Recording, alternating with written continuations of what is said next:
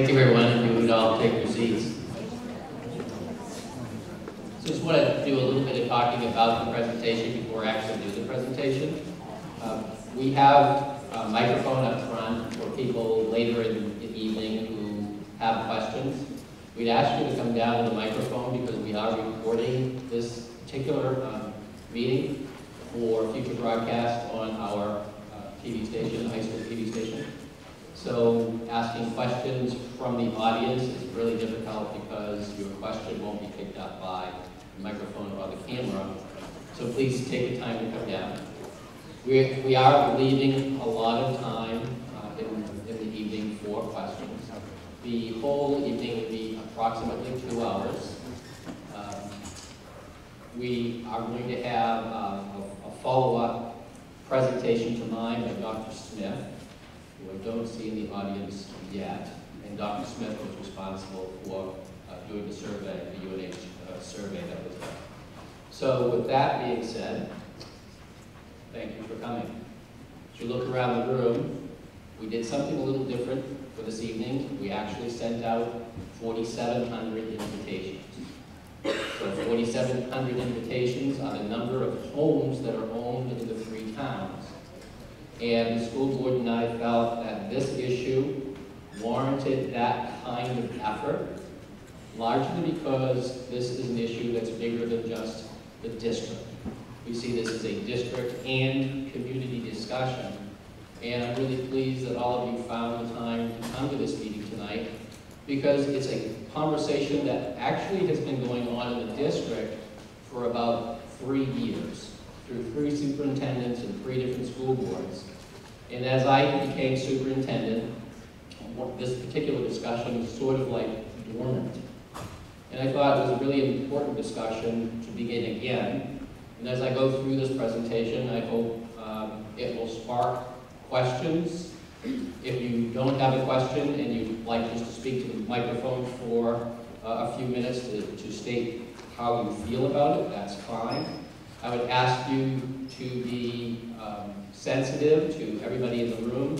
If you come up to the microphone, then let somebody else do it before you come back up, because there may be a lot of people. When we did a previous conversation like this, it went really well, and I hope tonight does as well. So the most important thing is thank you. I know we haven't had many sunny days, but as somebody told me coming in, this might be the coolest place to be tonight.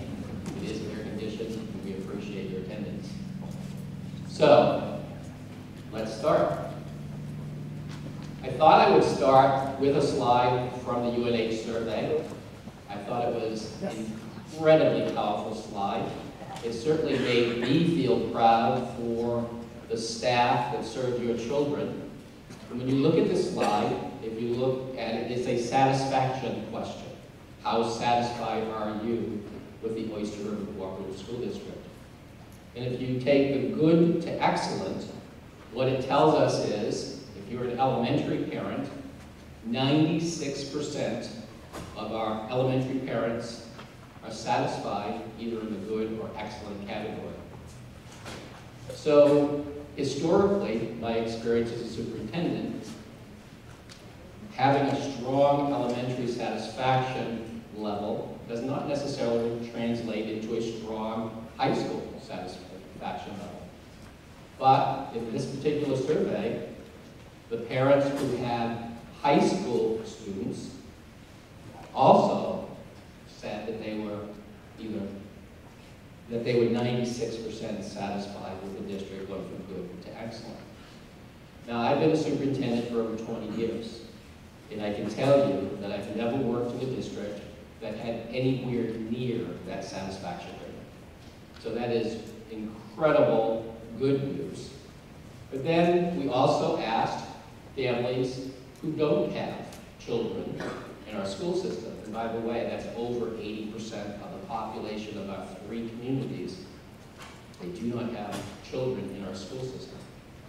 And when we asked that question of those residents, 85% ranked the district good to excellent. So I think that is kudos to our staff and to our community for building such a strong base of support for a public school system. And I know as a superintendent, I found it particularly gratifying. I have had nothing to do with the district up until this one year, but inheriting a district with that kind of support is truly amazing.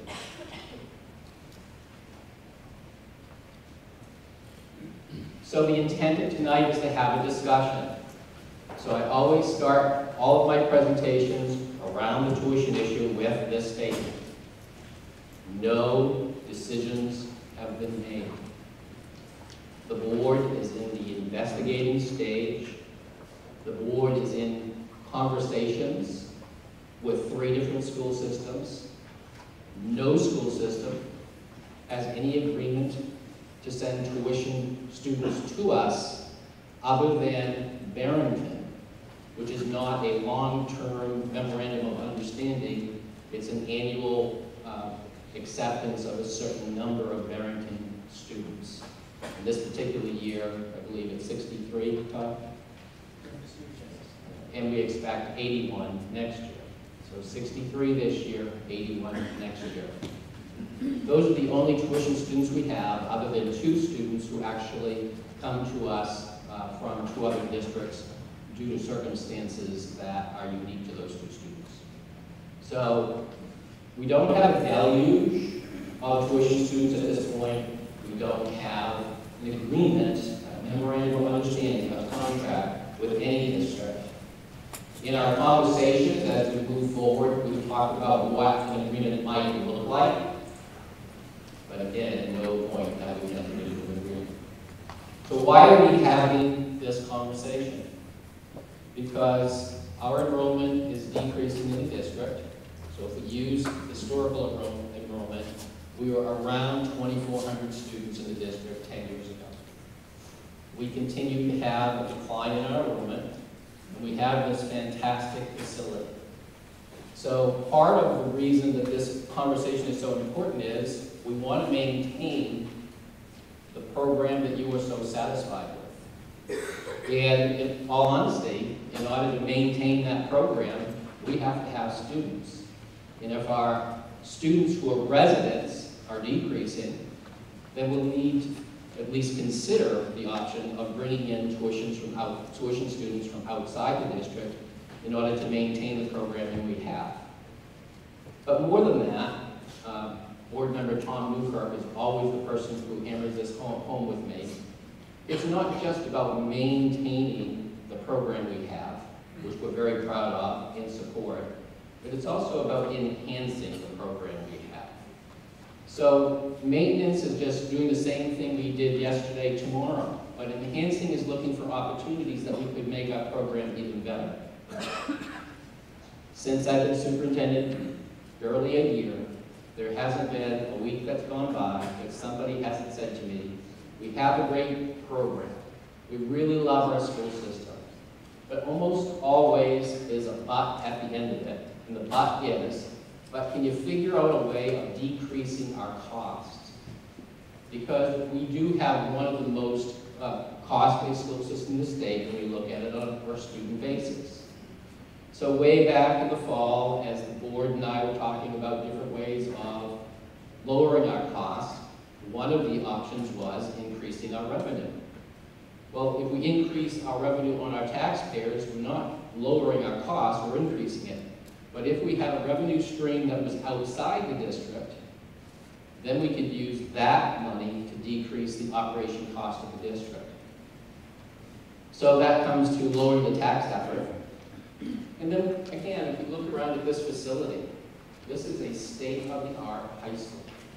A marvelous high school, this auditorium, beautiful gym, excellent classrooms, inhabited by really good teachers. And we want to make sure that we use this facility and our staff to the maximum benefit of children. So one of the questions that I'm often asked is, what if we do nothing? What if we don't bring in tuition students? And so this is where my 21 years as a superintendent, 37 years of public education comes to play. I worked in a small school system in Maine, and I was superintendent of the largest school system in Maine. So I've gone the whole gamut in terms of size of school systems. But I also experienced something that you have experienced in your area, and that's the closure of a military base. I was superintendent in Limestone when Loring Air Force Base was announced for closure. And at that point, that school system had 1,550 students. And over a 4-year period, it went from 1,550 students to 375 students. And I was the superintendent that had to look at staff and lay them off. We laid off 2/3 of the staff. It was an amazingly depressing time for that school system. And we tried to manage control of that by I gave notice to all the staff who were going to lose their jobs 3 years in advance, so that they could process and job hunt, and we could act as a resource for them in terms of references, because no one lost their jobs in that era because they weren't doing a good job. They were losing it because we lost students, and therefore we lost revenue. Well, here in our district, that loss of students hasn't been nearly as dramatic. Over the past 10 years, we've lost approximately 400 students. But now we're at that place in the high school's history where we're beginning to look at programs and say, can we support them anymore? And in this particular budget, we actually made a decision through retirement not to replace 11 staff members at all. We replaced 4 who retired, but we didn't replace 11. And that was our attempt to try to adjust our staffing to the population we serve. So if we just look at the resident population, the projections are that in 10 years, we'll be down to 555 resident students. In a school where, by school board policy, we could really have as many as 915 kids using school board policy, which restricts class size to a range of 18 to 22. Really a very, very nice class size. It allows our teachers to do really great things with our students. If we do nothing, we will lose staff, because you can't maintain the staff level at its current level if you're going to lose that many students in the future.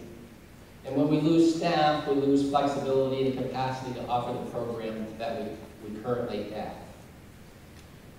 We could never lose enough staff to have an impact on our cost per student, and so predictably our cost per student wouldn't go down, it actually would go up. And we don't use this facility or this staff to their maximum potential. So I thought I would take the time to go over our long-range planning committee numbers. These numbers are as recent as December of this past year. Lisa Allison is the chairman of that committee, and she does a marvelous job with that committee to really get a sense and customize the projections to this district. So this is local people with great skill, volunteering their time to do this work for you and for the district. So you can see what I've done here is provided you a chart that just shows where we currently are without tuition students. The 63 Barrington kids are not in this chart because I wanted to give you a sense of resident students. So in 2012, we have 606 students who live in our district. I will tell you that Lisa is very upfront that when the timeline is really close to the present, there's a 2% margin of error. And she would be the first one to tell you when the timeline goes out, the further it goes out, the margin of error increases. And when you're out to 10 years, the margin of error is 8%. And these projections are based on the past, because none of us have a crystal ball that can say what definitely is going to happen in the future. But the past usually is a good indicator of what's going to happen. And so for those people who say, you know, projections are projections are projections are just best guesses, let me give you something that's factual that helps you register why I believe the long-range planning committee numbers are correct. 10 years ago, when we were at about 2,400 kids, the number of births in this district was 140 new babies. Last year, it was 70. So that really kind of cements part of my belief in why these projections are solid. Doesn't mean that they're exactly accurate. It means that they're probably pretty good, educated guesses. This kind of gives you a graphic of that slide you just saw, and you can see at the elementary, middle school, and high school level, the district peaked and now is on this downward slide. And I thought this was an important piece, kind of goes to what I've already talked about, how Lisa and the long-range planning committee do their work, and it's called backcasting. And that as I said, the average era is 2% in the immediate future and grows to 8% as you go out 10 years. Our peak enrollment, nearly 2,400 kids, 2,393. And excluding tuition, we're currently at 1,944. So if you look at over a dozen years, we've lost 449 children. I say lost, they've moved on.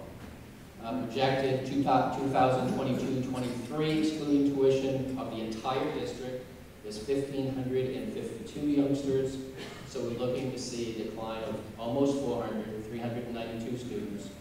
And with Barrington, you can see where we would stand in 10 years, and I just need to correct what I said. It was 130 live births in 2002, not 140, but it was 70 in this past year. So you have Lisa and the Long Range Planning Committee, your neighbors, doing this very intense, customized work to our district. But what does the U.S. Census say? The U.S. Census basically validates the work that the Long Range Planning Committee has done. Then the New Hampshire Administrative Association data validates the work of our local Long Range Planning Committee. So now we have a local committee that's looking just at us. We have U.S. Census data at the federal level, and then at a state level. So one of the questions that often comes up is, so why is Oyster River losing students? Oyster River is losing students because we are in the Northeast. And in the entire state of New Hampshire, they are losing students. In Maine, Vermont, Massachusetts, Connecticut, they're all losing students. Now within that, are there pockets of exceptions? Of course. But as states, New England is losing students. And just as a side note, in New England, New Hampshire has the lowest birth rate.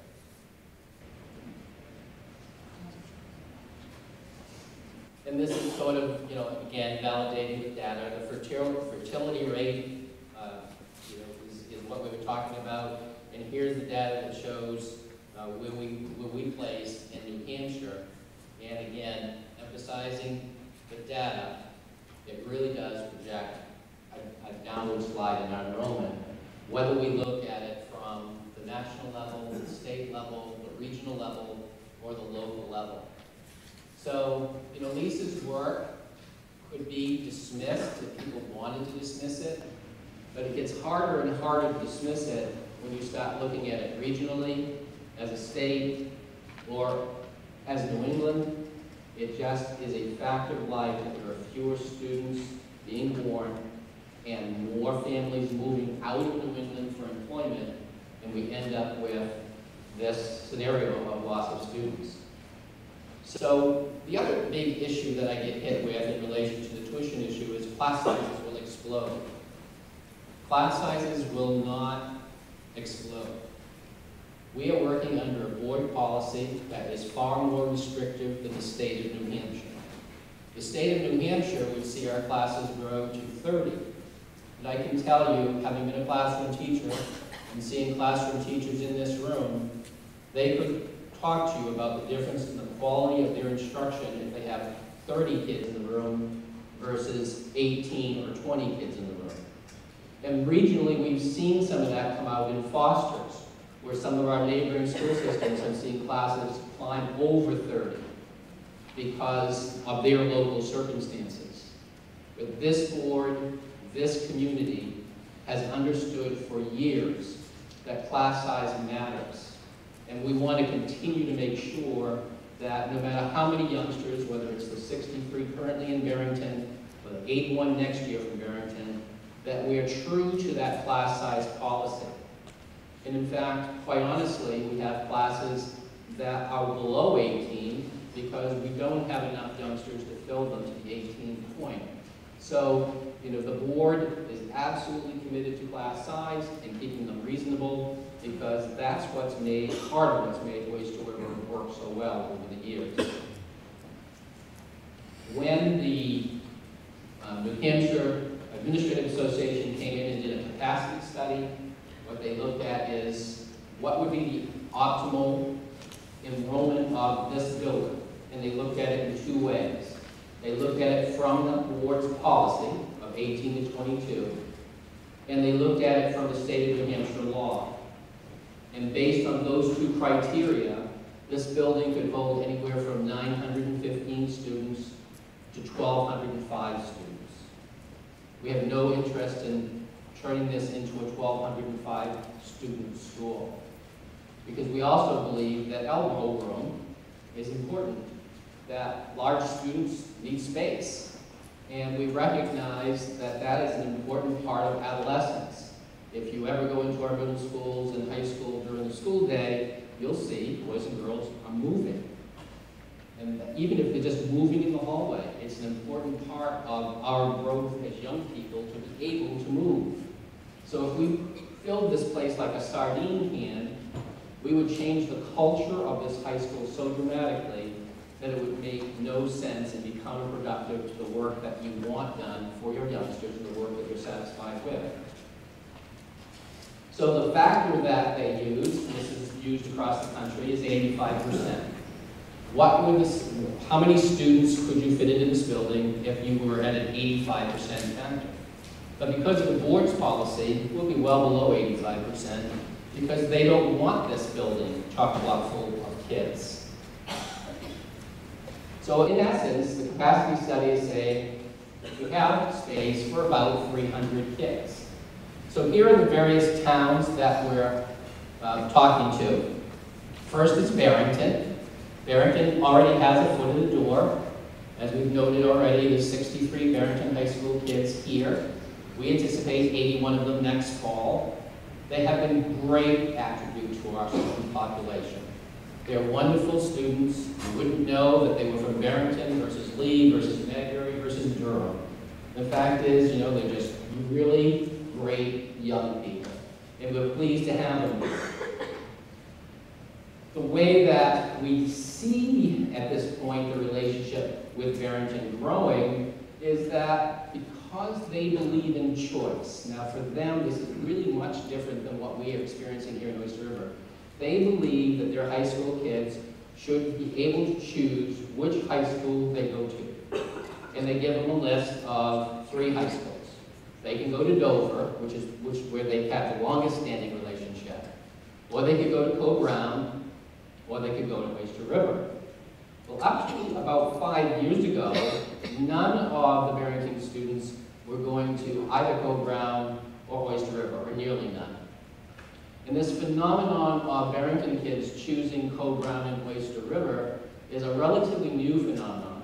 And you can see just between this year and next year that Oyster River becomes an increasingly popular choice for Barrington High School students and their families. As the representative from Barrington said, there's been about a 20 to 25% growth rate in their parents and in their high school students in choosing Oyster River. So right now, we're pretty popular with the Barrington families.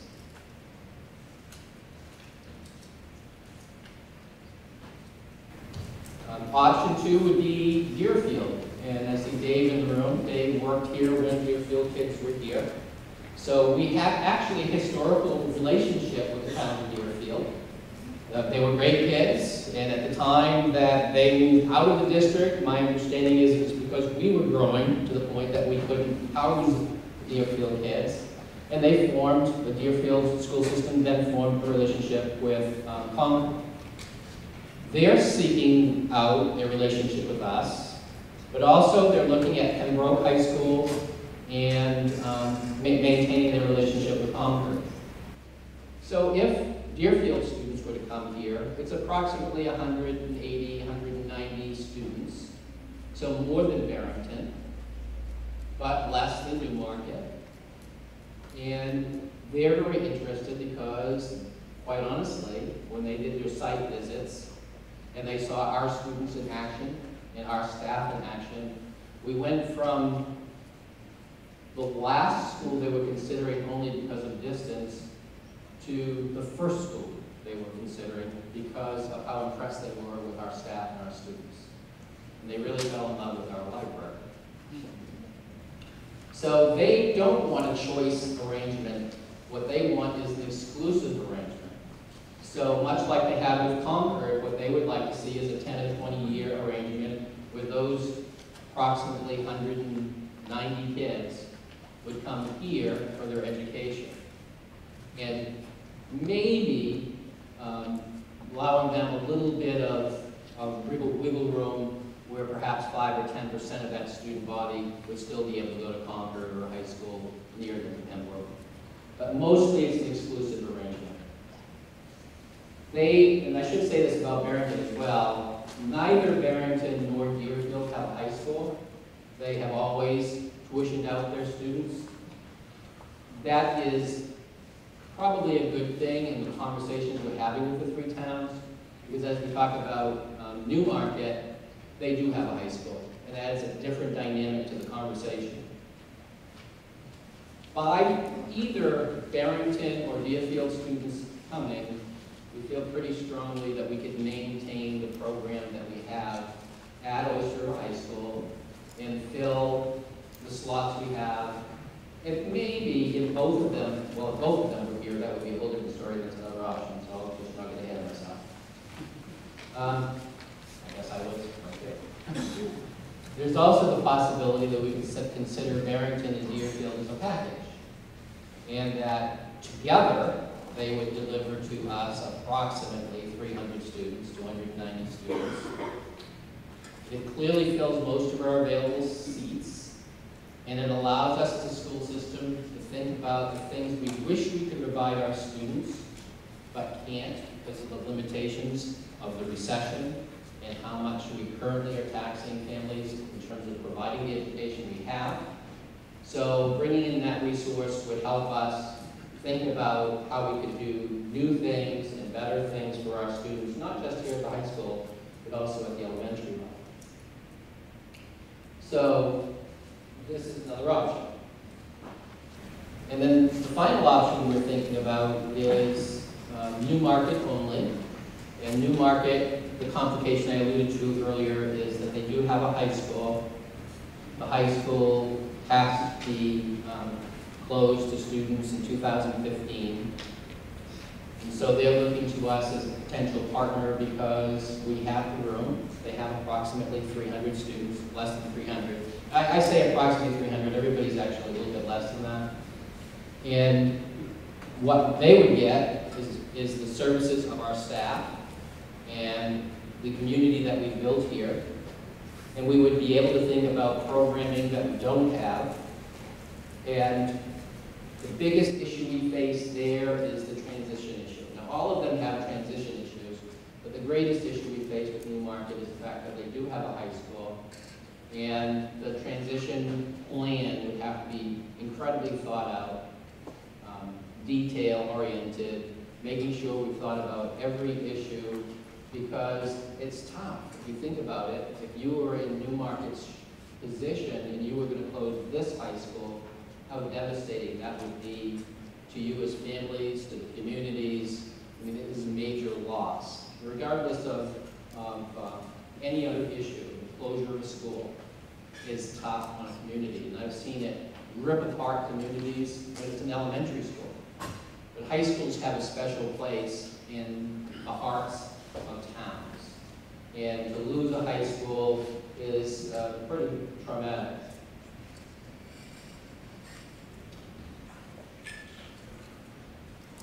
So this is a new slide that I haven't used before, and so I'll try to communicate it as clearly as I possibly can.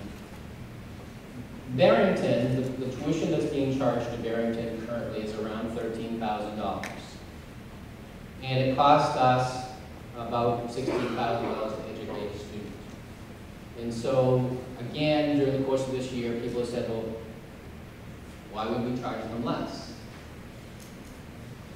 Those 63 kids are bringing in about $800,000 worth of revenue to the district. That would normally either, one of two things, be done by our local taxpayers, or two, that $800,000 would have to be cut and impact programming we have. So the arrangement with Barrington is what I call the market value arrangement. Co-Brown, our competitor, charges approximately $13,000, a little bit more than $13,000. We're within $500 of Co-Brown. And so Co-Brown, as the private provider, really sets the market rate for seats in our school, because we want to attract them to us, not to Co-Brown. And so the market value with no competition other than Co-Brown is about $13,000. So that's the market value. But now that we have Deerfield and Newmarket seriously looking at the seats, we have created an atmosphere of competition, or we haven't, they have, for those seats. So that puts us in a different position when we're negotiating with the town. So I thought what I would do is, rather than say, this is how much money we make, I would give you a range. So with Barrington children, at $13,500, that would be for youngsters who don't have IEPs, they're not special ed youngsters. But because the rate is less than what it actually costs us to educate those youngsters, we would charge about $7,500 more on top of the $13,500 in order to be compensated for the services that would need to be provided in the youngster's IEP. So, since they're not paying market value, it's important for us to make sure that we get paid for the extra services we're providing in special ed. If we go to the other extreme and we say it's Newmarket, and Newmarket is willing to pay the cost that we incur in educating our youngsters, when we calculate our cost for the Department of Education in New Hampshire, we include the cost of special education students. So when you look at this chart, you'll see there's no additional charge for special ed youngsters because it's already built into the formula that we report to the Department of Education in New Hampshire. And using this slide as a possible revenue range, what it means is that we would be able to bring in between $4.5 and $4.8 million of alternative revenue into the district. Revenue that you as taxpayers did not have to pay in your property taxes.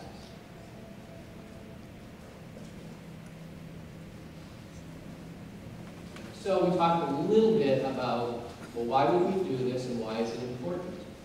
And really, the important piece is, how do we maintain the reputation and the quality of this school system in a time of recession and high property taxes? So, we talked last board meeting about all-day kindergarten, and we talked about having people have to pay tuition for that extra half day. And the idea of all-day kindergarten has an immense amount of popularity with parents of young children. What doesn't carry an immense amount of popularity is charging $7,500 for that extra half day. So somebody said, well, where did the $7,500 come? Remember, it cost us about $16,000 to educate a student, and half of 16 is about 8. Then I went to what was being charged in the area for private providers, and it was around 75. And so that's the number that I used to share with the board about the possibility of tuitioning kindergarten children in for full day. But if we had revenue that was coming from outside of the district through tuition payments, we could actually incur that new cost without reaching out to taxpayers. And as I said to school board members who called me, the fact is I've created 2 programs in 4 districts of all day, and I never charged anything for the all day because I felt it was central to the educational core of the district. But in this district, because of where we are in charging people for property taxes, I didn't think that we were in a strong position to add a new program that didn't carry a revenue. So this could be an alternative revenue to bring in that program. And this is just a list. This isn't a commitment to anything. This is just ideas that we've talked about. We don't have a strings program in the district. We could add world languages that we don't currently offer, like Latin and Chinese. We could enhance our athletic facilities and our opportunities for our student athletes. We could build on cafeteria onto the Mohammed building. If you are a Mohammed parent, you know that everything is being done in the multi-purpose room or / gym, whereas at Massway they have a cafeteria and a separate gym. So it's a facilities need. We could pay down some of the $4 million in capital needs that we have, and otherwise we would reach out to the taxpayers again to help pay them. So there's a lot of issues that we could enhance the district. Some of the capital needs that are part of that $4.2 million, boiler replacements at the middle school, ventilation and boiler replacements at Mohammed, and the addition of a cafeteria, new ventilators, boiler replacement at Massway, and plumbing fixtures at the high school. And this is right out of the analysis of capital needs that we have in the district. So the next piece is, well, clearly you can't bring in 300 students without adding staff. And that would be absolutely true. But we feel like we can add the staff we need, which we've estimated to be 15 to 20 staff, and still have money left over for taxpayer relief. We think at least $1.5 million based on rough estimates that we could use to help the taxpayers push down the taxpayers. So I wanted to stop with this particular slide because this slide is also from the survey, and it was the top section, the top 4 of 60% of the people who responded were in support of tuition students. And the criteria here are: it would allow us to maintain and increase our extracurricular program, maintain and increase our courses, help keep good teachers, and provide tax relief. So those are the positive reasons that those people who were in support of it on this survey felt it was worth considering. And then there were about 10% of the people who thought, no, want nothing to do with tuition students. And what they were concerned about was increased class sizes, the reduction in academic performance, the culture issue, hurting our culture, and hurting real estate values.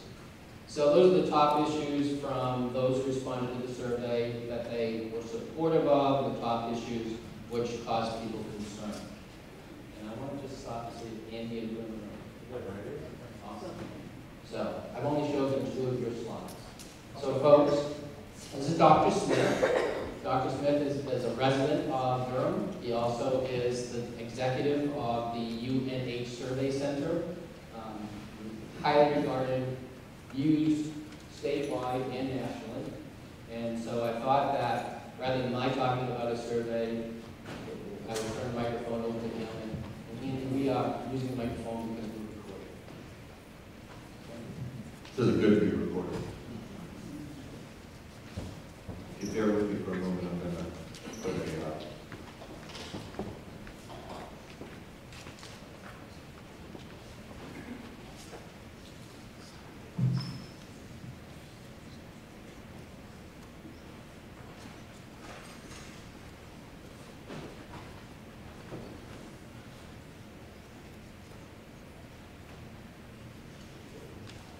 sing and dance for you all that.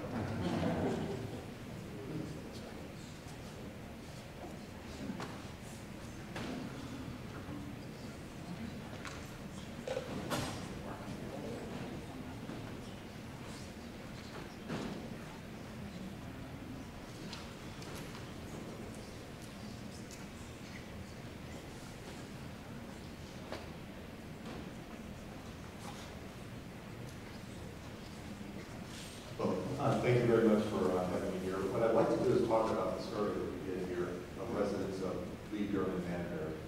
Some of the slides Dr. Morse has already talked about, and I want to walk through these with you. If you have any questions, please feel free to ask. First of all, this was a telephone survey. It's a random digit dialing survey that was both with people with cell phones as well as landlines of Durham, Lee, and Manbury residents. We had screening questions to make sure that we talked to people who lived in the town and didn't talk to people who lived outside of these towns. We did ask a question that asked if people consider themselves UNH students, because we really didn't think that part-time students were here for UNH were people that we wanted to interview, so we allowed people to self-exclude themselves as UNH students. However, if somebody said, well, I live in town and I am a UNH student, there are a lot of those, we do a survey. It's not that many, but I want to do that background. We ended up interviewing 592 people. The margin of sampling error out there, because statisticians in the room is plus or minus 4%. The response rate was actually quite good, it's about 33%. So I'm going to tell you the major findings, and I'm going to show you those, and then I'm going to tell you about them again. So first off, as Dr. Moore said, the quality of education seems to be quite good. There is majority support for tuitioning of students to Oyster River High School. There's really no significant difference as to whether these students were to come from Newmarket or from a combination of Deerfield and Barrington.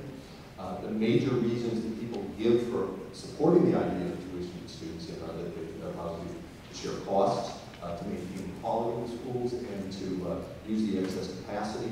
The major reasons for opposing tuitioning are that they're concerned about having too many students in the district, that it might change the culture of the school, that it might reduce the quality of the education provided, and finally it would increase class sizes. It's not saying whether these things are true or not, these are the perceptions of people. So this slide you saw earlier, I think it's really important to point out that not only is that the quality of schools seem to be high by people who have kids in schools and people who don't, there's really no significant difference across the towns. And I should say, in general, there are very, very few demographic differences in any of the slides I'm going to show you tonight. Almost no differences, in fact, no significant differences between people who live in Durham, Lee, or Manbury. Almost no significant differences between people with different demographic groups. If there are any, I would say they're probably the kind of things that occur by random. You can expect maybe 5 out of 100 questions, 5 of those questions would show some significant difference given the methods that we use. This was, I think, another one that related to the first question. We asked people how important was the reputation of Oyster River Schools in their decision to move to the district. And as you can see, it was quite high. Overall, 60% of the residents of these 3 towns said that the reputation of the schools is very important in their decision to move here. But among people who had kids either in the high school or in the school district in general, that rises to about 90%. So of the people who have kids here, very important reason for moving here is because of the schools. There's a perception that the current size of the school is either too big or about right. Very few people say that it's too small, so there's no concern about overcrowding. You can see that obviously a lot of people really don't know about the size of the high school. When we transition to questions about tuitioning people into the school district, tuitioning into the school district, first want to get a sense that people were even aware that we're currently bringing kids in from other towns. And we found that, actually I was rather surprised, about 2/3, it's 65% of people say that they think that we're currently bringing in kids from other districts. That's 83% of people who have kids in the high school. Not surprising, if they have kids in the high school, probably have greater awareness.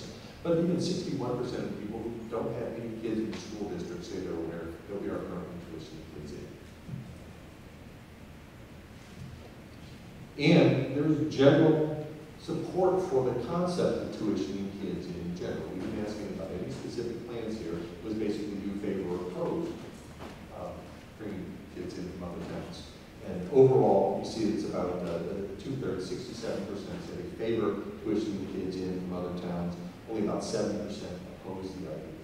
But in general, there's support for this without bringing any specifics into it. What we did then is ask about the two proposals really that we're looking at. One proposal being about 300 kids, 290 kids from Newmarket. The second proposal was not the specifics of Barrington or Deerfield. It was Barrington and Deerfield combined. It gets roughly 300 students that are comparable to the Newmarket proposal. So if we ask people about whether or not they favor or oppose tuitioning about 300 kids in from Newmarket, 66%, two-thirds, again, support, which is very similar to the overall support for the concept of tuitioning kids in. Only about 20% opposed, 18% opposed. And there's not too much difference. Obviously, people who have no kids are more supportive of it, and you can see that their support goes up to 52% strongly favor that. But it's not that big of a difference. You've got 71% of people without kids supporting tuitioning kids in the Newmarket, and overall it's 66%. So it's not a huge difference there. The Barrington Deerfield proposal, again, not much difference. It's 64% support tuitioning kids in from Barrington and Deerfield, about 290 kids there, only about 15% opposed. They're not statistically significant from the Newmarket proposal. Now, we asked people why it is that they support bringing kids in from either Newmarket or from Barrington. And you see up here that it represents the 60s, these pie charts represent the 66% who say they favor bringing kids in from Newmarket and the 64% who say they favor bringing kids in from Barrington and Deerfield. There's really no big differences in the reasons that people give. Number one reason in both cases is that it would allow you to share the taxes, the cost of going to schools. Secondly, to maintain the quality of the education provided. Third, to deal with the excess capacity of the schools. And fourth, to deal with greater efficiency of the schools. So this was an open-ended question. These were coded into these categories, but we didn't prompt them for any of these reasons. And I think it was interesting, comforting, I guess, to see that the reasons that people gave for supporting tuitioning kids in are the same, regardless of whether they come from Barrington, Deerfield, or they come from Newmarket. Now, we also asked those people who opposed tuitioning kids in from either Newmarket or Barrington Deerfield, what were the reasons that they would oppose this? It's really important to remember that these pies are really much smaller than the ones you saw in the previous slide. So this represents 18% of the respondents to Newmarket and only 15% of the respondents in the entire survey who opposed tuitioning kids from Barrington and Deerfield. The major concerns are about the same. Number one is that there would be too many students. Number two, that there would be some cultural changes. Number three, that there would be reductions in the quality of education. And finally, there would be concern about the impact on tax rates and the impact on home values. Those are the reasons people give unaided for why they would oppose to bringing kids in from either district. And they're about the same. This chart is a small percentage of people. These are the people who said they have no position on one way or another. They either favor or oppose it. Their concerns that they have were going to be the taxes, the quality of education, and some tuition.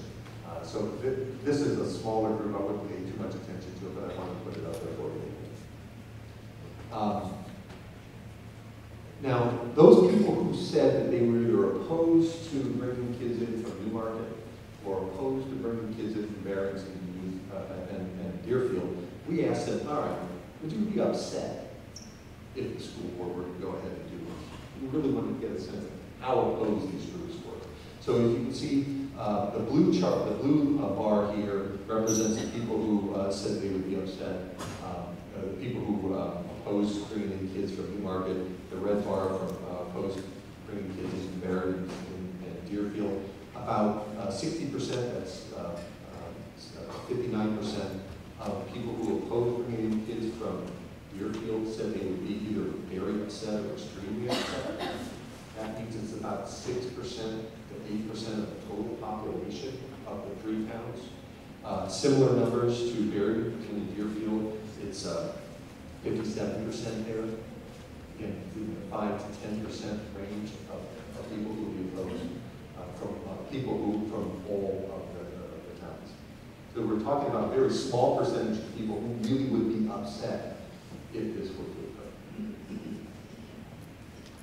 Now, this slide was earlier, and I want to correct you slightly on this. So we asked these 8 reasons, 4 reasons why you might support tuitioning, and 4 reasons why you might oppose tuitioning kids in.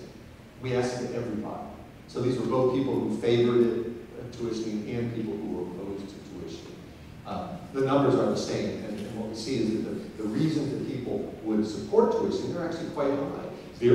Most people say that if you brought in kids, that you would maintain or increase the extracurricular activities that the schools could provide, it would maintain or increase the courses that could be provided, it would help keep good teachers here, it would provide tax relief. There's general support for that. If you look at the red bars there, way over on the side, even for tax relief, only 20% disagree that there would be any, that there would not be tax relief. And when you looked at the reasons that people, the major reasons that the school board, and when we discussed putting the survey together, the major reasons that people were hearing for why they would oppose tuitioning kids in, you can see that there's generally not support, that people don't agree with these, with the exception of a concern about class sizes. So it's 63%, 65%, excuse me, say they're concerned that class sizes would increase. For the other reasons that people have given for why they would oppose tuitioning, that it would reduce academic performance, that would harm school culture, or that would hurt real estate values, most people don't agree with those. Most people disagree with those. And you can see that for the percentage who strongly disagree with those is 42%, 46%, and 50%. So it's quite a high percentage of people really disagree with those items. So if you're considering this as a, and when we did this was for the board. I should back up and say the reason we did this survey was to help the board understand what the community thought about this. So if they're going to make a decision, they have to make a decision based on first what data they have and what information that they are hearing, but also they need to hear from the public what their concerns. My takeaway from this is that the one thing that you have the most control over, the class size, is the thing that is the greatest concern right now. So if there's any major opposition here, it's something that the school board can deal with, and that's class size. So just in summing it up, is there general support for tuitioning? Yes. Majority of residents support this. It's 2/3 support if it's a generic tuitioning kids in, if it's tuitioning kids in from Newmarket, or it's tuitioning kids in from Barrington and Deerfield. Where from? Doesn't matter. There's no significant difference in the two proposals that we laid out. And why most of the reasons that people supported are the educational benefits, and then secondarily the tax relief that might come in. So any questions that I could answer about what I presented for you here today? Or I have a question for that. Yeah, just a reminder that it is being recorded, and if you come to the microphone, you can ask Dr. Smith or myself any questions. So please, the microphone is open. The rest of the night belongs to you.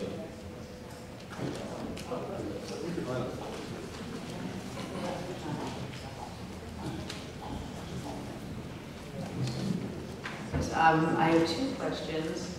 One is, as far as the Newmarket student population, you're looking at that as a fixed number right now, 290, and you say around 300. Has anybody done the work to see, because my impression of Newmarket is that that town is growing, there are a lot of housing developments going in there, there are young families going into those housing developments, they're having children. And so as far as projections go, is that considered to be a stable number? That number is not going to change in the near term or the 10-year projection, or will it? They did share with us their enrollment projections, and there is a slight increase, not a dramatic increase in their numbers, but as they're slightly increasing, we're continuing with our native population to go down. So it's a pretty constant number of different kids. All right, and the second question I have is, you put up, there was a number of anticipated income from bringing in a certain number of students. I can't remember whether it was 40 million? Four. Four, okay. 40 million, you could all. I know, I was thinking, okay, so 4 million, and then you start making adjustments to that amount with all these anticipated improvements or, maintenance issues in the different buildings, leaving approximately 30% of the original 4 million. So that's 1.2 million. Those numbers are projections, and I would say that at 30%, you'd be looking at $1.5 million. Okay, so my question is, just to be candid with taxpayers who are thinking this is going to be some kind of a significant relief for a significant tax bill. Has anybody crunched those numbers to say that a typical family with a $300,000 home or something in that range, what that would look like on a yearly basis on their tax bill? I'm going to write that down, but we have not. Okay, because I think that would be helpful. I think that there might be a false impression out there that this is going to be a significant form of tax relief. And just thinking the numbers through in my head, I don't think that $1 million is going to go terribly far in, appreciable difference in the taxes. Thank you. Thank you.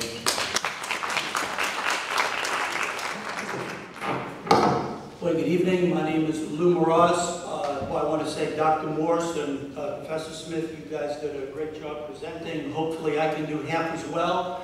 I am vehemently opposed to tuitioning any students in for a lot of reasons. First of all, for those of you who know your U.S. history, I've been at Oyster River High School since Jimmy Carter was president, and I started teaching before McGovern was destroyed by Nixon. So you figure out how long I've been doing this. I love what I do. I love what I do, and this place, this high school is unbelievably special. For those of you on the school board, this is probably the most important decision you are going to make. I'm going to say the word special. I'm going to say the word unique. I taught at a local district for 2 years before I came here. I will tell you the district. To say it was a parallel universe is an understatement. I speak with teachers throughout the state, throughout the country, and I always compare and contrast Oyster River High School with other high schools. This is a very, very special place. Why is it a special place? This school is safe. This school is safe. You speak to a lot of people in different areas, there are a lot of fights. Very rarely do we have fights here. We have bullying, but far less bullying than most other schools. This school is unbelievably accepting, which is also very, very important. I am from the school. I think small is better. I think small is better. So that's why I'd like to keep it the way it is. Dr. Morse talked about the culture. And the culture has taken decades. It's taken decades. The incredible culture that still exists now existed even before I came here.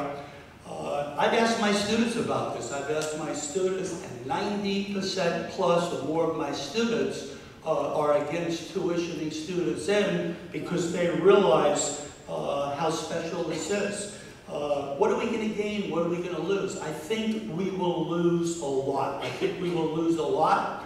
I think if we do this, maybe 4 to 5 years, we will not see in the real estate pages the Oyster River School District. Okay, so I think that'll be kind of gone. I want to respectfully disagree with Dr. Morse about the Barrington students seamlessly kind of transitioning here based on my experience, based on speaking with my colleagues, and also Dr. Sachs, who's a school psychologist, and he said there's a high percentage of Barrington students who are experiencing social and academic issues.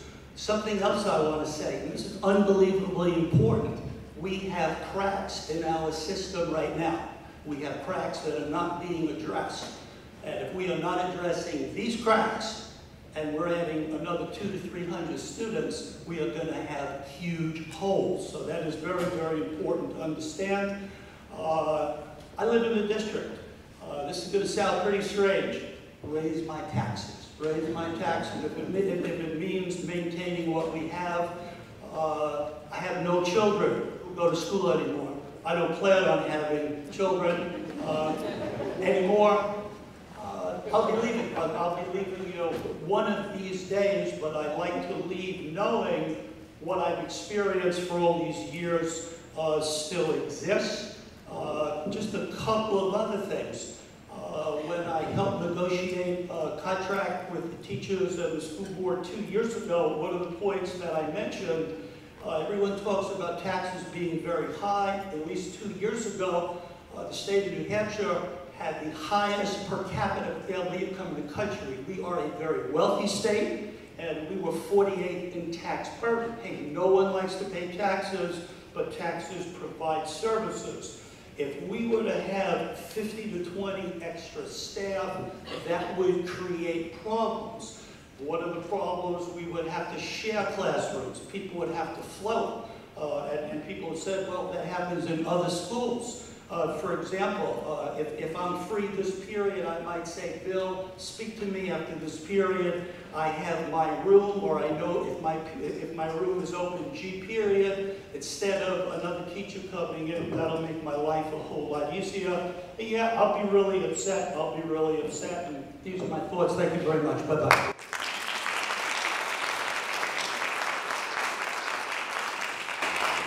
Thank you. One of the things that I would like to share with everyone, I didn't want to interrupt Lou's train of thought.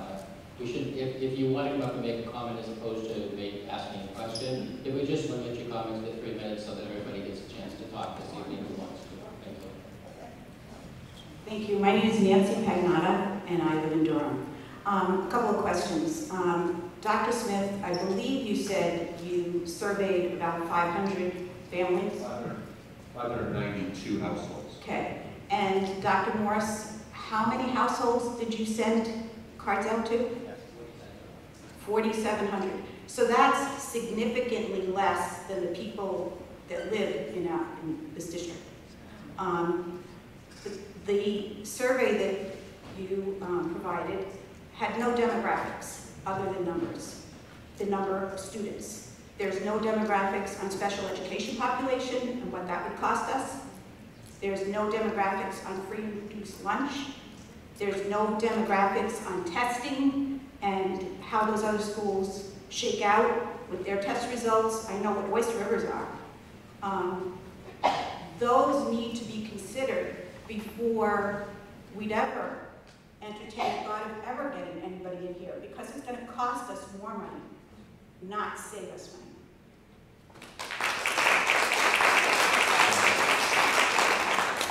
Just to address your issue about the number of people that we interviewed, it was a random sample. The projections are within plus or minus 4% of the actual of what we would get if we would interview everybody in all schools. I was one of those people that was interviewed, and I will tell you that none of my information appeared on your record. None of my information is there. All of the data that I'd be happy to, we can't show individual cases, but all of the information. I certainly addressed the demographics. It wasn't even mentioned. We did ask the demographic questions, not some of the ones you're Those are asking, the but same we ones asked about those the are the same ones I demographics. shared with the survey. Yeah, we asked the demographics of the people who responded to the survey. And I'd be happy to show those to anybody having the full report. My name is Thomas Lewinsky. I live in Lee. I've got a son who is in 3rd grade and a son who will be in kindergarten starting in 2014. I've got 2 questions. The first one is twofold. On slide 4, we're going through the demographics, the numbers within the high school.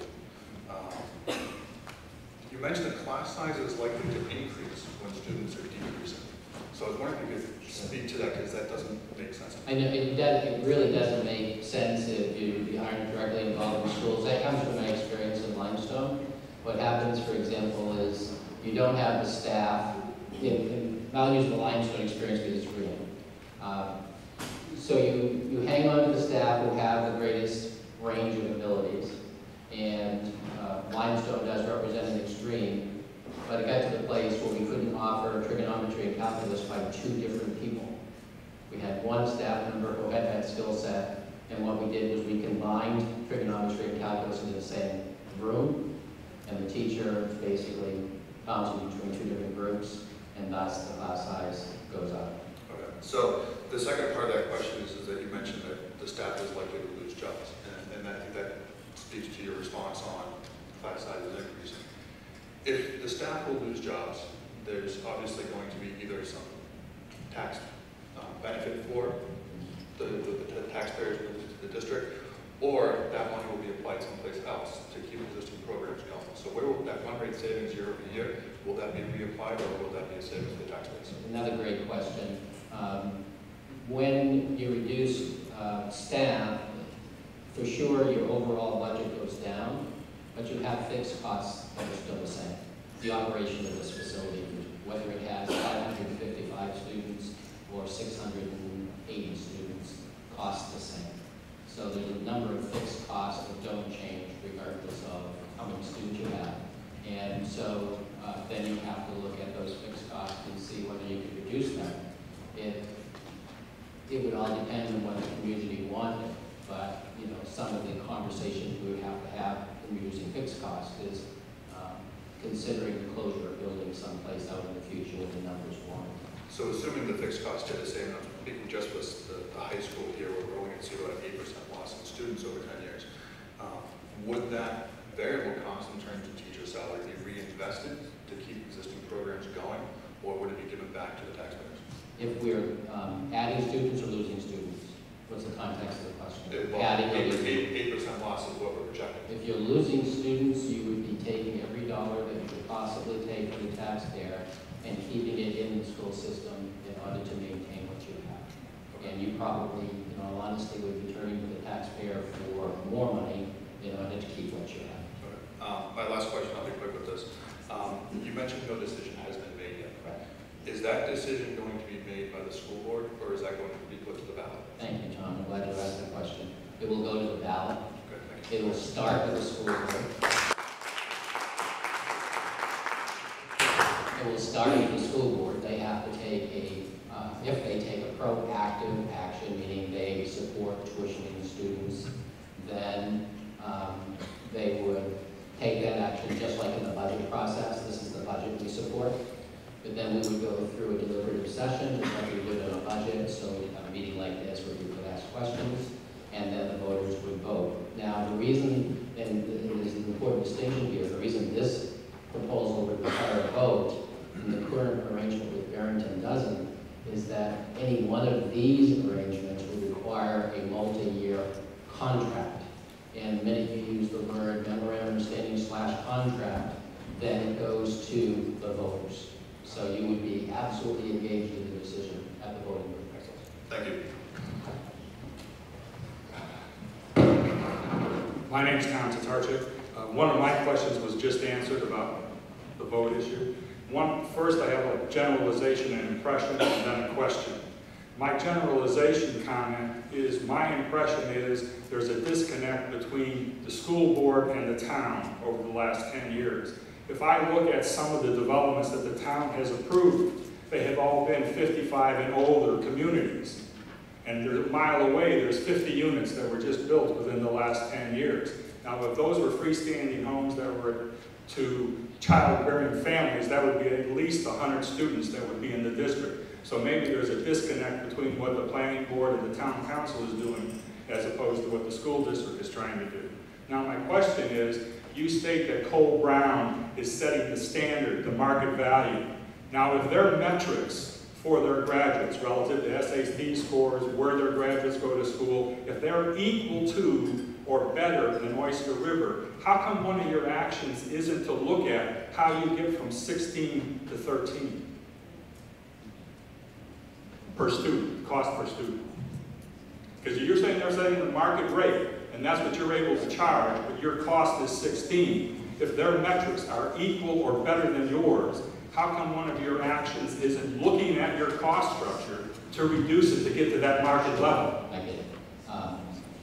There's a handout that is up by Alex where you can see what's happened in the last 5 years in the district. If you go back 10 years, the taxes that we were asking for to support the school system were going up at a dramatic rate. If you look at the last 5 years, you'll see that the taxes we've asked for from the taxpayers is actually gone down dramatically. There's two reasons for that. One, the recession. I mean, this recession has been problematic for any publicly supported institution. And the second one is that the school board has actually implemented over the course of the last 3 years in particular, very openly and very consciously, efficiencies that would cut our costs. And the example that I would use, Tom, is this very building. A year ago, this summer, they regulated the heating system in this building, and they brought in the professionals to do it, Siemens. And as we prepared the budget that was already supported for next year, we were able to cut our operational cost in this building by $92,000. That's fine, but you're still not at the market rate. We will never get at the market rate. Why? Our salaries are 25% higher than our competitors. If you look at Barrington and Newmarket salaries, Cole Brown. well, I can't talk to Cole Brown But because you're- they don't publish their stuff in the public like Barrington and Newmarket and Deerfield. They're a private school that they don't. Then they shouldn't be the market driver for what you charge. You should charge your cost. But if that revenue's coming in is reducing your tax effort by $800,000, there's no additional cost being imposed. And I don't mean to be a smart aleck. I That's haven't okay. seen any numbers, but my father used to have a saying, figures don't lie, but a hell of a lot of liars figure. And I'm a former accountant, and I know what I think. So make sure you know, I'm not one of those people who lie to figures. Well, sometimes it'd be nice to see some numbers, just to get my head around it a little bit better. Absolutely. You're more than welcome. And I was glad to hear that. Hi, I'm Julia, resident of Durham, and I have 3 children in the Oyster River School District. A couple things, I'm not going to really talk about so much the tax part of it, but it was clear in the survey that you gave that people really weren't opposed to tuitioning students, and they had no preference which town sent their students here. So I have some questions for the board and you, I guess, to think about when we're comparing, because recently Oyster River has been very proud. It was published in Newsweek. We're one of the top, or whatever, 700 and something school out of the top 1,000, 2,000, whatever it was. And I looked at the components. I mean, you can really dig deep. But the 6 major components that they looked at was graduation rate, college acceptance rate, AP tests taken, average SAT, ACT scores, average AP scores, the percentage of students who are enrolled in at least one AP class, and et cetera. There's some other stuff too. So will a similar system to that be used if we are going to tuition students to determine which students are going to maintain our 700 and whatever something rank in the nation? That would be my first question. Those metrics are standard metrics, and regardless of the number of youngsters that are attending Oyster River High School, they would be applicable. The other thing is, one of the things with that survey, which is really hard to survey people about, do you have an opinion about one place or the other, when you don't know anything really about the other towns, other than opinions and impressions, which isn't data-driven. So some of the other things that I would hope the school systems that are looking to come here would give Oyster River are information like NECAP scores. Have they made AYP? Are they CINI? Are they DINI? So a lot of you don't know what I'm talking about, but I know you do. What district-wide assessments are they using, and what are the percentages? What are the areas the student body shows weaknesses? Is it in reading? Is it in math? That's going to affect our programming. What are their strengths? Is their school grade point system similar to ours? Because if we're looking at percentage of students who make A's, B's, C's, etc., where are their percentages? What are the cutoffs? I'd like to know the types of honors that students from these schools have received. I don't need to know who, obviously, but what kind of honors and recognitions are they receiving? I want to know the attendance, the tardy, the truancy rate. I want those statistics in order to make a good decision if I have any say in who's coming to our school. I want this information, and when you ask who do you prefer, we don't have any of that information. I want to know the free and reduced lunch numbers. I want to know the percentage of students with special needs from each of those districts. I want to know the number of 504 plans. I want to know the number of students who are involved in the court system. And I also want to know what social services are being provided at those other schools, meaning like, is there a social worker in those schools who's providing extra help for families? Does the school provide a food pantry and other school supplies? Is there outside counseling services in that school, and will that be provided if they come here, or are we responsible for that? So I really, not that the information you found out is good. It sounds like the community is open to tuitioning students. That's great. But the big decision will be, if we do decide to tuition them, what's the information? Who's the best fit? Because if we want to maintain, if we're going to brag about how wonderful we are, and I think this is a great school, then we need to really think about how we're going to maintain that. And the other question I have was, were this high school students surveyed about any of this? Have we done any survey with high school kids, Tom? No. Okay, all right, because I've heard something. Now I'm going to put on another hat. I'm a Newmarket High School junior or senior high school teacher, and I just need to advocate for my kids. If they come here, I really want a thoughtful, well-planned transition for those kids. Because it's not fair just to shut them down. It's not cattle being moved from one stall to another. So keep that in mind. Thank you so much. Thank you.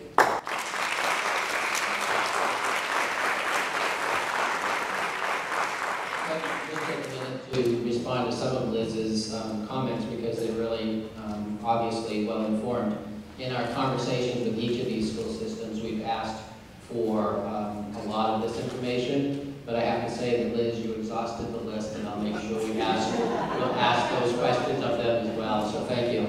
I also should point out that a lot of the data type of information is already available to you. I did not make copies because I figured I'd kill enough trees for tonight, but if you go to the department website, you can actually get all of the raw data that Liz alluded to at your own fingertips. Because it's pretty good, it's pretty informational, it gives a producer's lunch count, it gives an e-count scores and that kind of thing. It doesn't give everything that you asked for, but that's a good list, and thank you so much. I can give it to you. I'm Marty Sumner, and I have been a taxpayer in the town of Durham for 60 years. I haven't had a child in the school system since 1975. I had a graduate in 1968, a graduate in 1969, and one in 75. My question is, how much does it really cost to educate a student in the Oyster River school system? What is the figure? The official figure from the Department of Education is $17,000.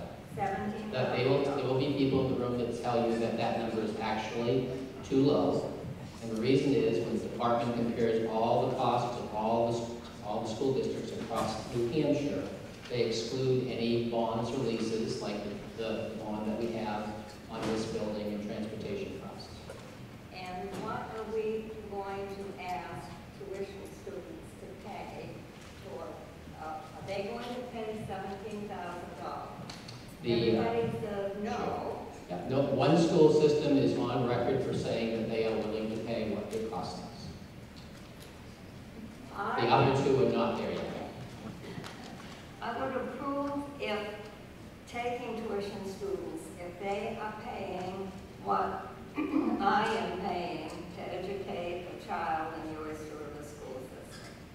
Otherwise, I feel it's terribly, terribly unfair to us. I'm 83 years old.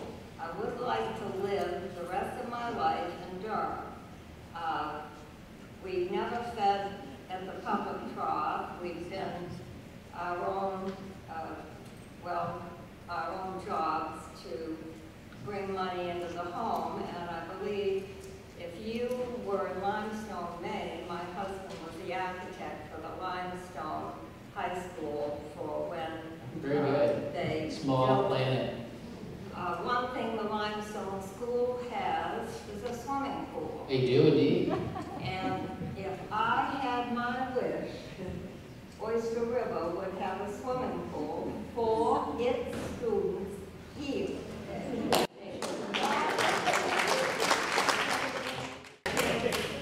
Maybe up to the UNH pool and maybe having to swim on the Seacoast team because Oyster River doesn't have one.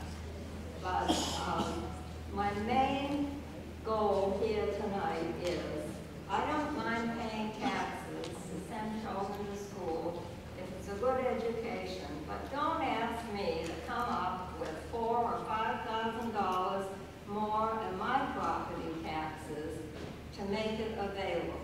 We promise we will not do that. And I know this audience wants to say thank you for being here. And Well, for I don't all know of whether your they- support and discussion.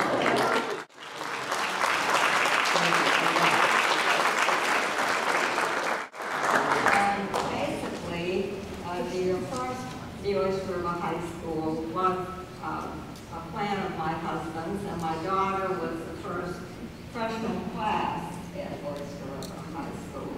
And I sat through many, many games, sports games, supporting my children and supporting children of friends.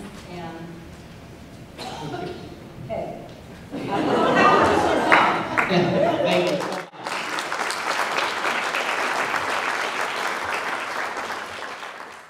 Crazy support for the school system, right there. Good evening. My name is Linda Tatarchuk, and I'm the other part of previous questioner. I agree with the lady that just spoke. I do not believe that it is incumbent on the taxpayers of Durham to subsidize the taxpayers of other towns to educate their children unless we have an equalization of education taxes across this state, possibly similar to what's available now in Vermont. I just think that it's unfair, and it is, I don't think, an appropriate lesson for our children.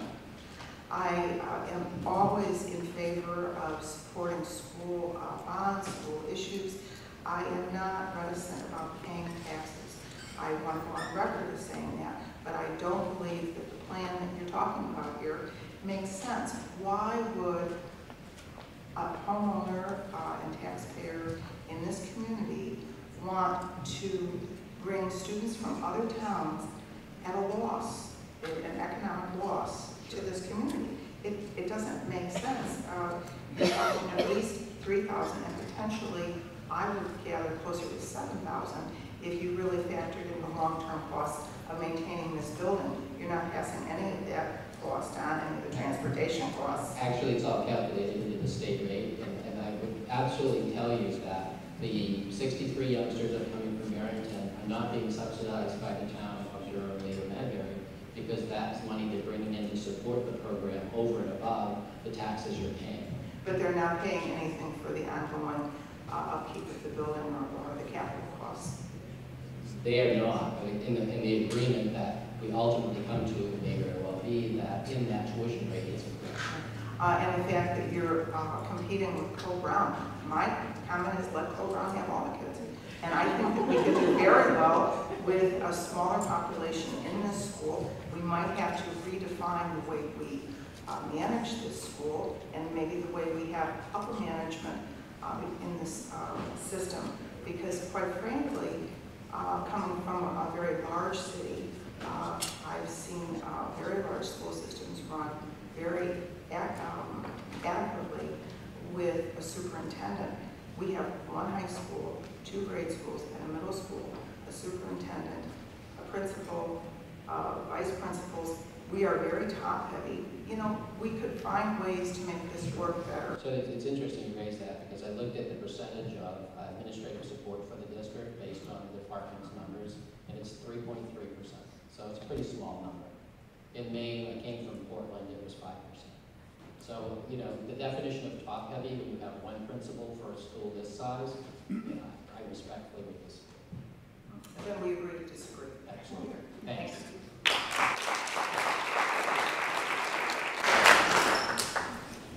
Hi, my name is Jen Reed. I'm a graduate of Oyster River. I've lived in Durham almost all my life.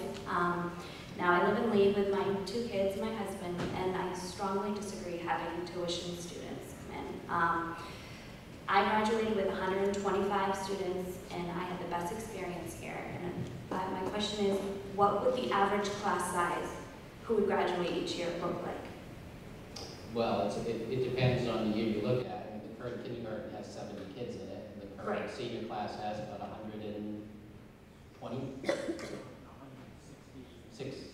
64. So that gives you what will happen over time. Right. And I know my daughter will be starting kindergarten this fall, and we have the option, well, possibly, for her to go full day. And I would rather pay that $210 a week than have other towns come in. Thank you. Thank you.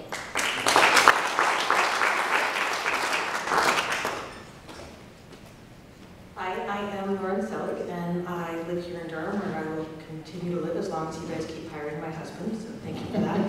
And so I want to first of all thank everybody who's here and the school board and the superintendent for tackling what's an incredibly challenging issue. I recognize there's so many complexities, and I come from teaching in a very different system where we were a county-wide district, and so the disparities were dealt with in different ways. One concern that I have in my role as a realtor, I've been meeting with people in Barrington who've informed me that their town has approved a 10-year plan to build their own high school. And so I don't know if they've addressed that with you, but one of my concerns is if we decide to continue to tuition students from Barrington, as well as potentially somewhere else or not, and I don't know what the right answer is with all of this. But I would hate for us to spend as much time as we're spending right now only to discover in 5 years that the 100 students that we've decided to admit, or 100 whatever, from Barrington on a regular basis no longer need to come here. And so all of a sudden that revenue that was adjusted for and accounted for is lost based on them having their new school. And again, I don't have that definitively from them, but I've been hearing that from a number of people. The other thing that I would raise is that I hope that we can all be mindful that people may come from a variety of different socioeconomic circumstances, and that doesn't make them any less of good students or good people. It just means they come from different socioeconomic circumstances with parents with different means and different abilities. And I hope that we can remember one of the goals in our district is to be inclusive and tolerant of all people, and that we don't use economic status as a reason to filter people.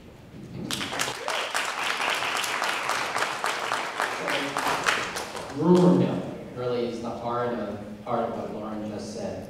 And I can tell you on every single day that this conversation has been going on, and it's been going on literally for years, but in my tenure pretty actively, there's a new rumor every day. And the rumor is that we've already made a deal. We haven't already made a deal. I try to make that crystal clear. The reason that Newmarket and Barrington, if I could speak for them, looking for a place to have their children educated is a single town by itself would tax itself out of existence. Durham, as wealthy as Durham is, could not impose on itself the tax effort it would take to build this high school without a lot of consternation and possible failure at the ballot. A single town building a high school is a $50 million proposition minimum. I have no knowledge from Barrington that they are seeking a high school. That's never come up in any conversation we've had in Barrington. I will tell you that Newmarket still is trying to work itself through the issue of whether they would build or whether they would send their students here. But that's Newmarket. We know what Newmarket is. They have a high school. And if it was us, we would be fighting tooth and nail to keep a high school. But the issue is, can they afford to? Could a town like Barrington afford to build a facility like this? When I say minimum, I mean there are certain things you have to have in a high school. You know, a full-size gymnasium, potentially an auditorium. You could probably not do that. But you have to have science labs that are expensive to outfit, and special purpose rooms for special needs, and so forth and so on. The most expensive building to build, bar none, is a brand new high school. So I don't have a sense from Barrington that they're even considering it. It may very well be that people would love to have that happen, but I don't have any sense that it is. It's not coming through any official channels or any conversations we're having. So I don't think it's true. Bill? Sorry, I hate to be recognized like that. I'm not sure if It it's was good. always, it was with love. I'm not sure if it's good or bad. The first question I have is, it became apparent to me sitting up here that we didn't survey the Newmarket parents, did we? No, not our business. When I heard that we were looking at Newmarket, remember Newmarket had on their television our school board meetings where people came up and assailed the school board. That did not wear well in Newmarket at all, folks. I'm sorry, about what? They assailed the school board meeting after meeting after meeting for hours. And In Newmarket? no, here. They get our TV in Newmarket. Yeah. They were able to watch the meetings with people kept coming up and assailing the school board for trying to tighten up the system. And that was not well received in Newmarket. I have a friend in the school board in another town that deals with Newmarket, and he doesn't think that it's going to work out with Newmarket. I talked to somebody over the weekend that you should know, and so all I can say is they're half of the equation, and we need to survey them too. The other thing that bothers me greatly, you said it costs $17,000 a student here. Deerfield pays $14,000 a student to Concord now, and I'll bet it doesn't cost as much to educate kids in Concord as it does here. So I'm hoping that we immediately go to $14,000 for all tuition students as a minimum. And thirdly, we're way out of our own parameters for class size of 18 to 22. And I think if we address those two things, we might make people feel a lot happier, or at least the taxpayers. And that's all. Thank you. Thank you, Bill. Okay, just before you speak, no, you can come up. Would anybody who will have a question, if you just sit in these first two rows so that I can make sure I can monitor how many people are left. I don't want to cut anybody off.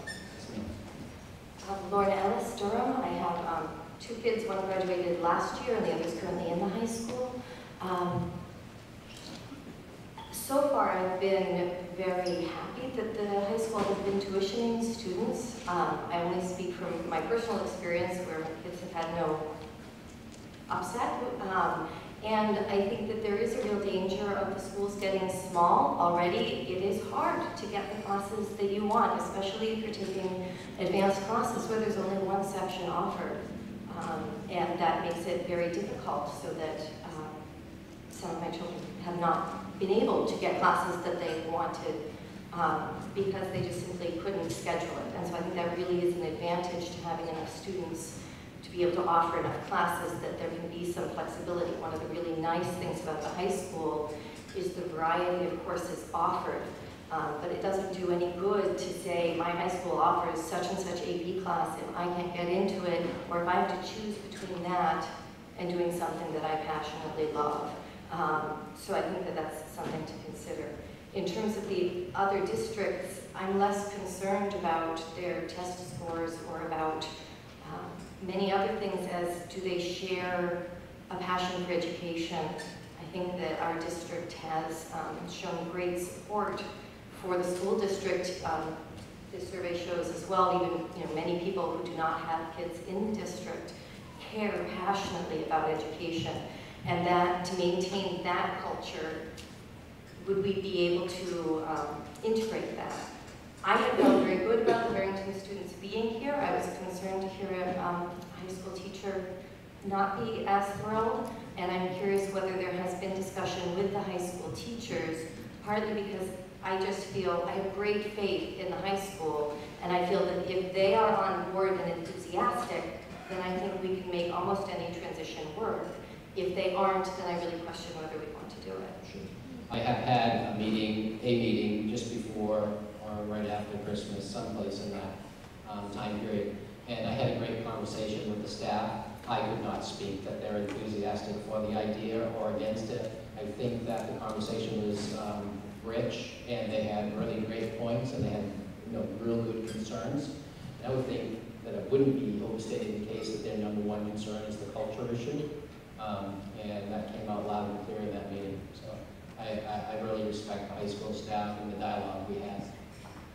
Jocelyn. How are you? Very good, thanks. Jocelyn O'Quinn, Durham.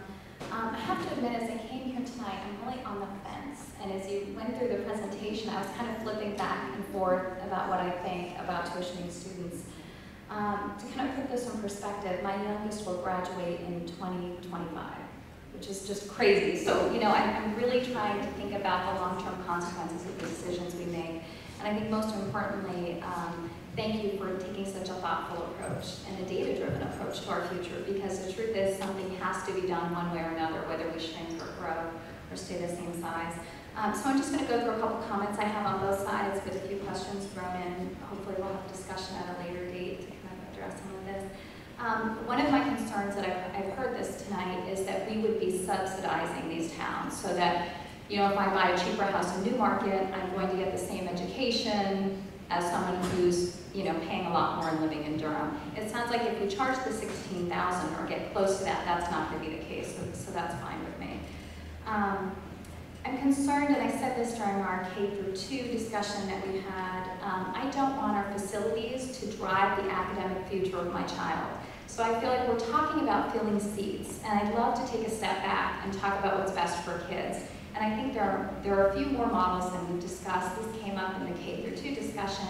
There's a lot of research on K-6 and K-8 schools being wonderful for children. So I think one option our district has, instead of jumping to tuition, is actually considering, if we do say just our district, could we get rid of, close one of our schools, maybe two of our schools? We're talking about this fabulous facility we're all standing in, but we know that that's not true of the middle school, and I know there's a lot of work going in keeping it up. Nobody would argue that that's a state-of-the-art facility. And I don't know where that's going to be in 2025, but you know, anyway. So I would love for us just to talk about more options. And again, I think the K-6 came up before, and I'd love to hear more about that.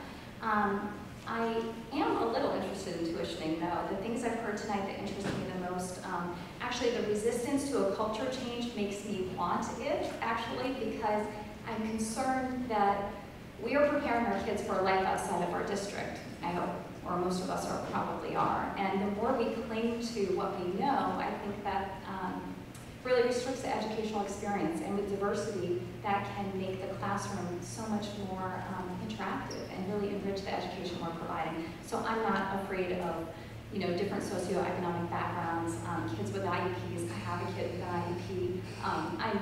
You know, it kind of is upsetting to think that other people would not want that, you know, anyway. And then finally, the academic opportunities. I think if you start talking about and clearly outlining what this could mean, for example, K-12 world language, Latin, more AP classes, math, and science. I think if we look at it in that way and you really can say, this is the money we'll bring in and these are the classes we're going to add, I think you'll find parents really getting on board, because at the end of the day, I'm interested in the academic experience of my child and or my children. So anyway, thank you for doing this, and I hope we can actually discuss the academic piece at some point. Thanks so much, Josh. I appreciate it.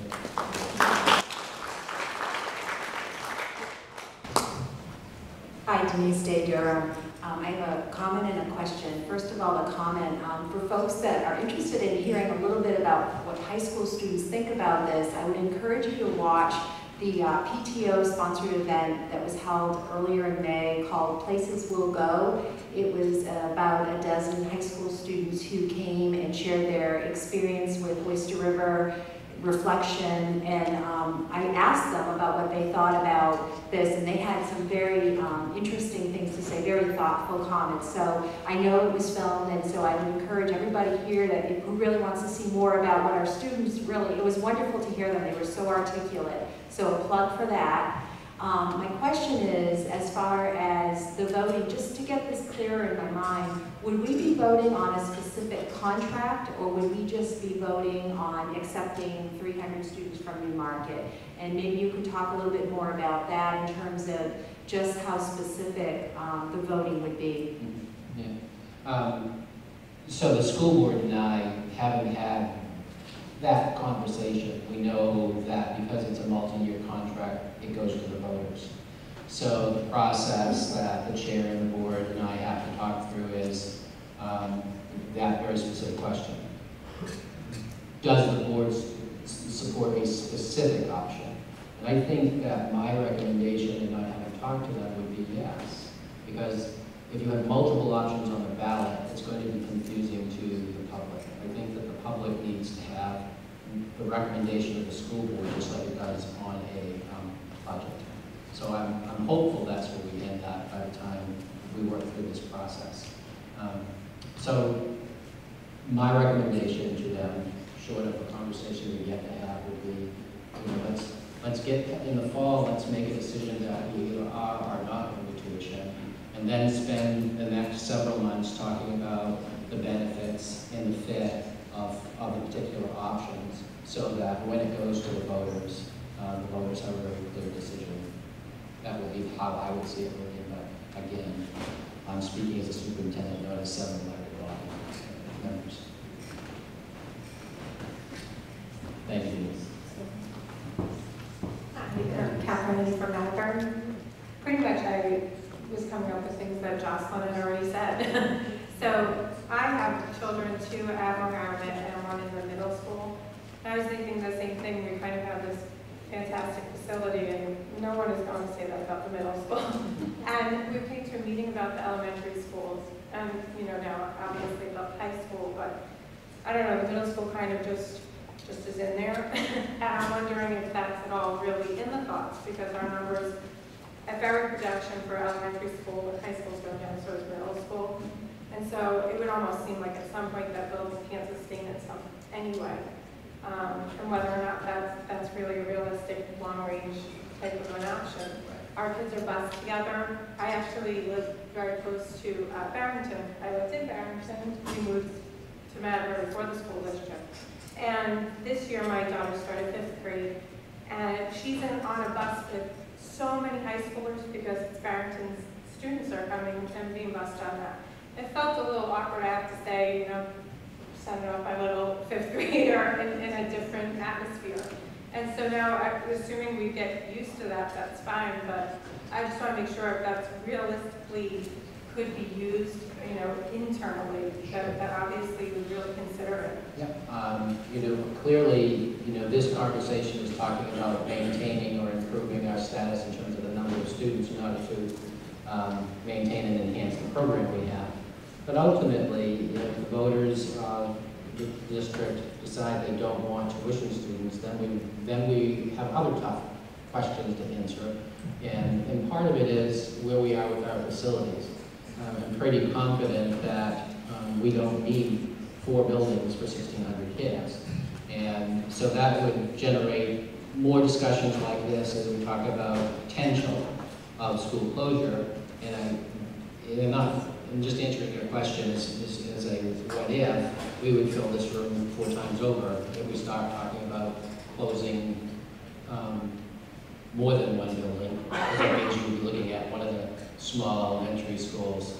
And I think that realistically, there's only so much you can accomplish where you don't end up with a lot of incredibly negative pushback from not just parents, but the community at large. And I think about all 4 buildings. I think about how important Mohammed and Massway are to those 2 towns. That's their identity, that's their entrance into the larger district. And so, when you raise the issue of the middle school, that's the school that we have $2 million worth of capital improvement needs to address. And so I do think that realistically, if we can't maintain or increase our student population, we'll be in a different discussion, maybe not next year, but the year after, talking about that very issue. Yeah, because I know we all utilize this building for all different programs. This building is, as we saw tonight, and it gets busy. crowded, so I'm just picturing 300 more students, how much less this becomes available, how much more crowded, and I guess those are concerns for me. Absolutely. Thank you. Dean? It's pretty scary when we start knowing names, right? Hi, I'm Dean Rubin from Lee. I got a bunch of points, so I'll try to do it quick. First on closing the school, I really tried to look into this with some numbers, and we could close Mohammed and actually fit our kids in the remaining buildings within the current guidelines. If we were talking about closing the middle school, if we believe the enrollment projections, about 7 years off, unless we were willing to tuition out our own kids, which I can't imagine that all that much. They have room in Barrington. I wanted to mention the special education part. I know our current agreement with Barrington, basically they pay any special education costs that come up. And so it's kind of makes it nice to think about because you don't really have to worry about the extra costs of special education. And I guess my question would be, are the agreements we're contemplating similar? Yeah, the reason that there's a addendum to the cost for a Barrington student is because they are not paying what they would if they were a member of a cooperative. And in one of my commitments to the taxpayers and the parents and the board's commitment to the taxpayers and the parents is that we wouldn't incur unique costs associated with tuitioning students. And special needs, most special needs kids require very little.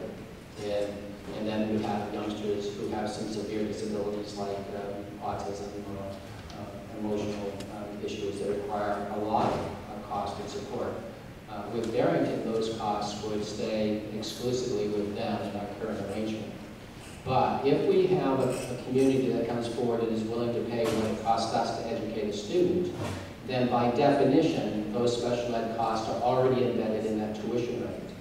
And because that's how we calculate our tuition rate with the state. However, even with a community that's willing to pay the full tuition that we charge ourselves, if there's an extraordinary cost related to special education, like out-of-district placement, then that community would still have to pay that cost. Okay, I wanted to also mention that I mean, there's been a lot of discussion about that it's unfair that we charge these other towns less than our cost per student. And I can see that people think it's unfair, but from a business perspective, you know, we will hire these 15 or 20 teachers to teach those 300 kids, and that tuition money they bring in will be a lot more than the cost of our additional costs. So even though it's unfair, it will save the taxpayers money. It will save that wonderful lady who's paid taxes for 60 years money. We will not be subsidizing these kids. It will not cost us money. And because of that, we should, I mean, it's a big reason to take it. And my last point is the Newmarket building that's broken is, I think, a combined junior, senior high, and there are, I think, about 300 Newmarket kids affected by the closure of that building that I guess we would call the middle school kids that we're currently not considering taking. Is there any thoughts about those kids? I mean, I'm trying to distinguish between the two plans, and these 300 kids may be sort of a difference between our options. Initially, Newmarket asked if we could take all of their middle school kids and high school kids. And one of the reasons we had the capacity study done was to make sure that we knew really what our space available was. And when that study was done, it was pretty clear that we could not bring in the middle school kids because we simply didn't have the room at the middle school. And we thought that that probably would have ended the conversation with Newmarket, but in fact what they said was we're still interested in the conversation around high school kids, which leaves them with the issue of addressing their middle school population and the facility that they would need to build there. And going back to a previous conversation I was having with you, building a middle school is far less expensive than building a high school, and building an elementary school is far less expensive than building a middle school. So in addition to tuitioning students into us, Newmarket has on the table how they would address the middle school students' needs. But we are not part of that solution. Is there any possibility that we might, because if our enrollment continues to decline, we might have room in our middle school in the future? The what-if scenario could be, and this seems to be a popular idea with parents in the district, would be to move our 5th grade students back into the elementary school. No decision, no conversation, just in addressing Mr. Revine's question around possibility of reconfiguring our own student population. The middle school, if we put the 5th grade kids back into the elementary schools, we fill a void there, and then and that does open up the opportunity of possibly having seats available for tuition students in the middle school.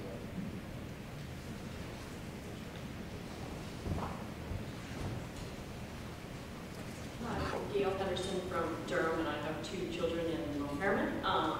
And one of my questions was essentially who would be paying for busing of all these students? The districts that we're currently in conversation with, all 3 of them, already have busing services that they contract out. So they don't have their own busing system like we do. They have a contracted provider. And they would continue in that vein until, if we ever got into a conversation about being their provider as a possibility. But if we ever got into that conversation, they would be paying for the transportation of their students, whether they're paying a vendor now or whether they were asking us to do it, we would charge, just like a vendor would. So it would be an additional cost to them. My next question was just, we have a lot of friends, acquaintances, and I have business colleagues that live in Newmarket, and essentially the debate over the high school and their taxes and things has been a big, very public debate in the last few years. And essentially, the main reason for that is because it has such a drastic impact on their housing. And there's a lot of folks who cannot sell houses because they bought in the high market and now the value of the house is very low. So one of the things that, or ultimately is very important to them is this going through, because some of those people can then sell their homes, others will then stay. So I wonder if we've taken into consideration that 290 students will drastically increase when we sign this agreement, that we would take on their students. And has anybody considered what we will do if we go beyond that 300? Yes, the answer to your question is yes. We can only base it on the same kind of projections we use. But one of the fail-safes in any contract with any community, including Newmarket, would be specified length of time, but within that length of time, periods where you stop and say, are we going to continue to do this? So you could enter into a contract that's 10, 15, and 20 years, but say every 5 years, you stop the process, you sit down again and say, is this still working for both of us? Okay, and my last question, I believe, is essentially what type of voting rights would we be giving to the town of Newmarket or Barrington? It's a great question. In regard to our education of our students here. So that you understand, we have our elected school board here, and we're making an opportune time for school board members to take a minute to stand so people can see you. I know they hate doing this, but they're in the audience, they represent you, our board chair is sitting right in front, and I just want to make sure you know they're here, they care about this issue, they're interested in what you have to say, they've been sitting through the meeting, and board members who couldn't make it because they have conflicts, it's not because they don't care, it's because they have also our parents. So let me say that as a cooperative, the 3 towns created bylaws that legally blend the 3 towns for the governance of the school system. And so a tuition-paying town isn't part of that legally bound relationship. They're not part of the cooperative. And so a tuition-paying town can have representation on our school board at the discretion of our school board, but it would be more like what we have with our student rep from the high school. Our student rep sits there, he votes on every motion, but should there ever be a tie, his vote doesn't count. He can't go into executive sessions or non-public sessions. So a person from Deerfield or a person from Newmarket or a person from Barrington, if the board invited them to sit at the table, would be an honorary member, but have no legally binding vote in that process. It would be more a relationship of respect, and then it would center on issues of the high school. So very, very similar to how we use the student rep. And then the second piece that we've talked about is combined meetings a couple of times a year with a duly elected body of one of these 3 school systems, and our school board sit together and talk about issues of common related to the high school. So those would be the 2 ways that we could see engaging them in the conversation about their children's education, but not going so far as to say you have a full functioning vote on these decisions, because quite frankly, there's no legal vehicle to do that. I guess that poses one additional question for me. Sure. If Newmarket is not planning to ever build a high school again, and they continue year after year, every 5 years, however long we renew this contract, you know, at some point, is that going to be an item that's going to be looked at? Is we add them into our school district? Sure, and it's come up in 2 of the 3 conversations that we're having with these 3 towns. And the issue would be, would the district ever consider expanding the cooperative to include one of these 2 towns? And again, that really is a political decision sometime in the future. The town would have to ask our 3 towns if they were interested. Our board would take action and the communities would vote. So expanding the cooperative is always an option. There's nothing actionable right now that would indicate that it would happen in the near future. I guess the only thing I'm thinking is that we're sort of going down a slippery slope if we go to Newmarket and they have no intention of building a new high school, that we start taking on their children every 5 years, and essentially at some point in time that item is going to come up, that they're going to be part of Well, you know, part of it, and this is true for the Barrington parents who have come to these meetings and they've asked, you know, if you go with somebody else, what happens to our students? And, you know, my sense as superintendent is, you know, we've accepted their money as a tuition student, but now it's time to separate. I think we should honor our commitments to those students and let them, you know, whether they're freshmen, sophomores, juniors, or seniors, run through their high school life and then the arrangement ends. So in any arrangement with any of our towns, I don't think you pull the rug out from one year to the next. You have that conversation in the 5th year, if you will, and then you say, okay, we don't think this is working as well as we would like. You need to come up with a different option, and you give them the time to do that. And I certainly respect that, and education is extremely important. I mean, that's one of the reasons my husband and I moved to Durham. But I think it's something that if it's not working for our school district, and I appreciate that we would want to phase them out, that sadly that our kids are going to be the one paying the price for that phasing out, because they're probably in some way going to have a negative experience over the course of that time. Thanks.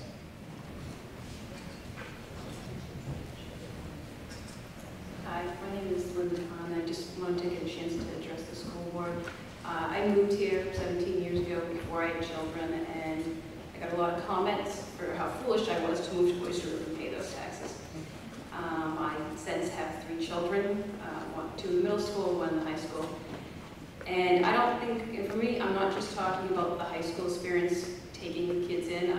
It's a wonderful experience. It's a unique experience being in Oyster River, coming up from the 2 middle schools, elementary schools, joining in the middle school, and then coming here. And I think because they've done such a nice job talking among the schools, working together to make the transition all the way up here, that I am shocked that we're considering just taking a whole other group of students from other towns and put them right into our high school.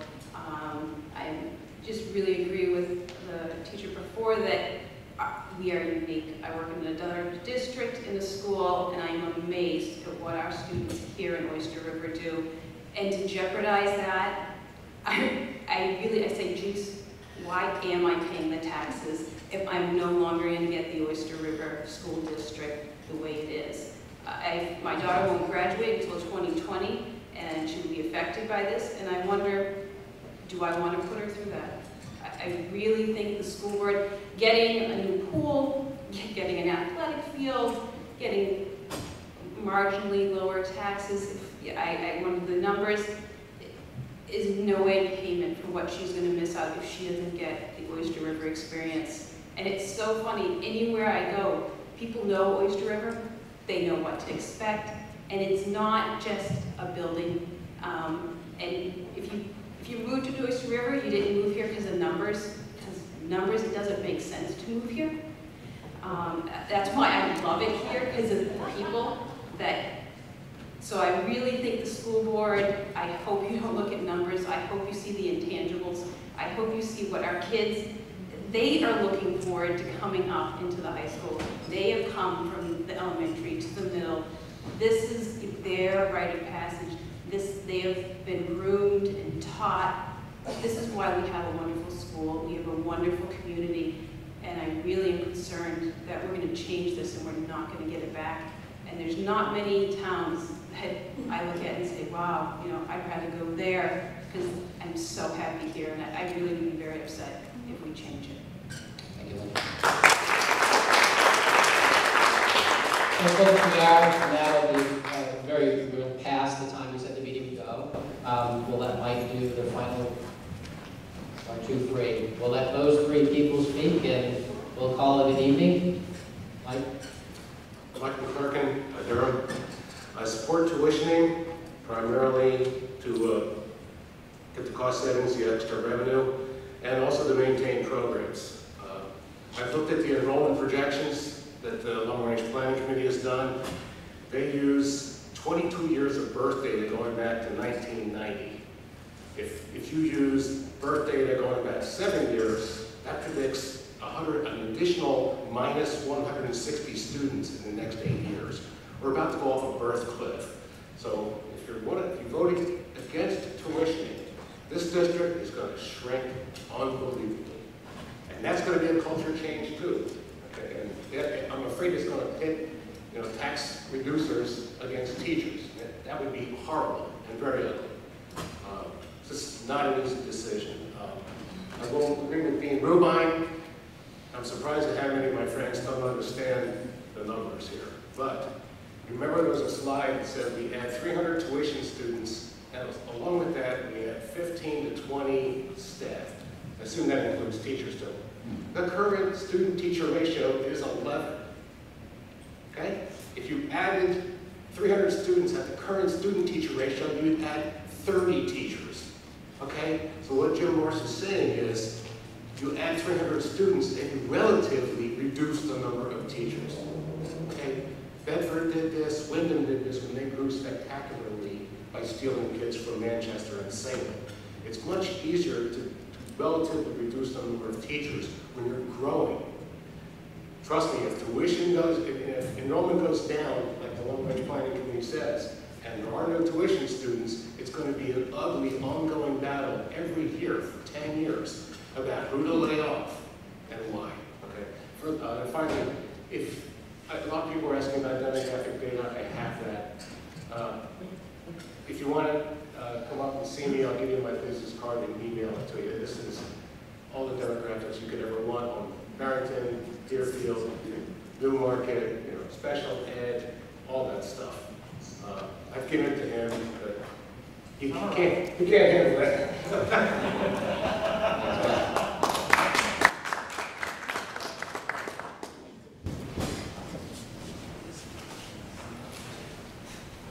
Hi, I'm Kathy Frierson from Durham. I just wanted to say a couple of things to the school board, and with some apologies to my colleague Andy. I'm one of the people who responded to the survey, and I also administer surveys. So I decided to answer this one as a citizen. I thought I'd be a good scout and answered about 5 questions in. I was really sorry I had agreed to answer the survey because I realized that answering a telephone survey on an issue as complicated as this without much data is just not really a very effective survey, so I apologize.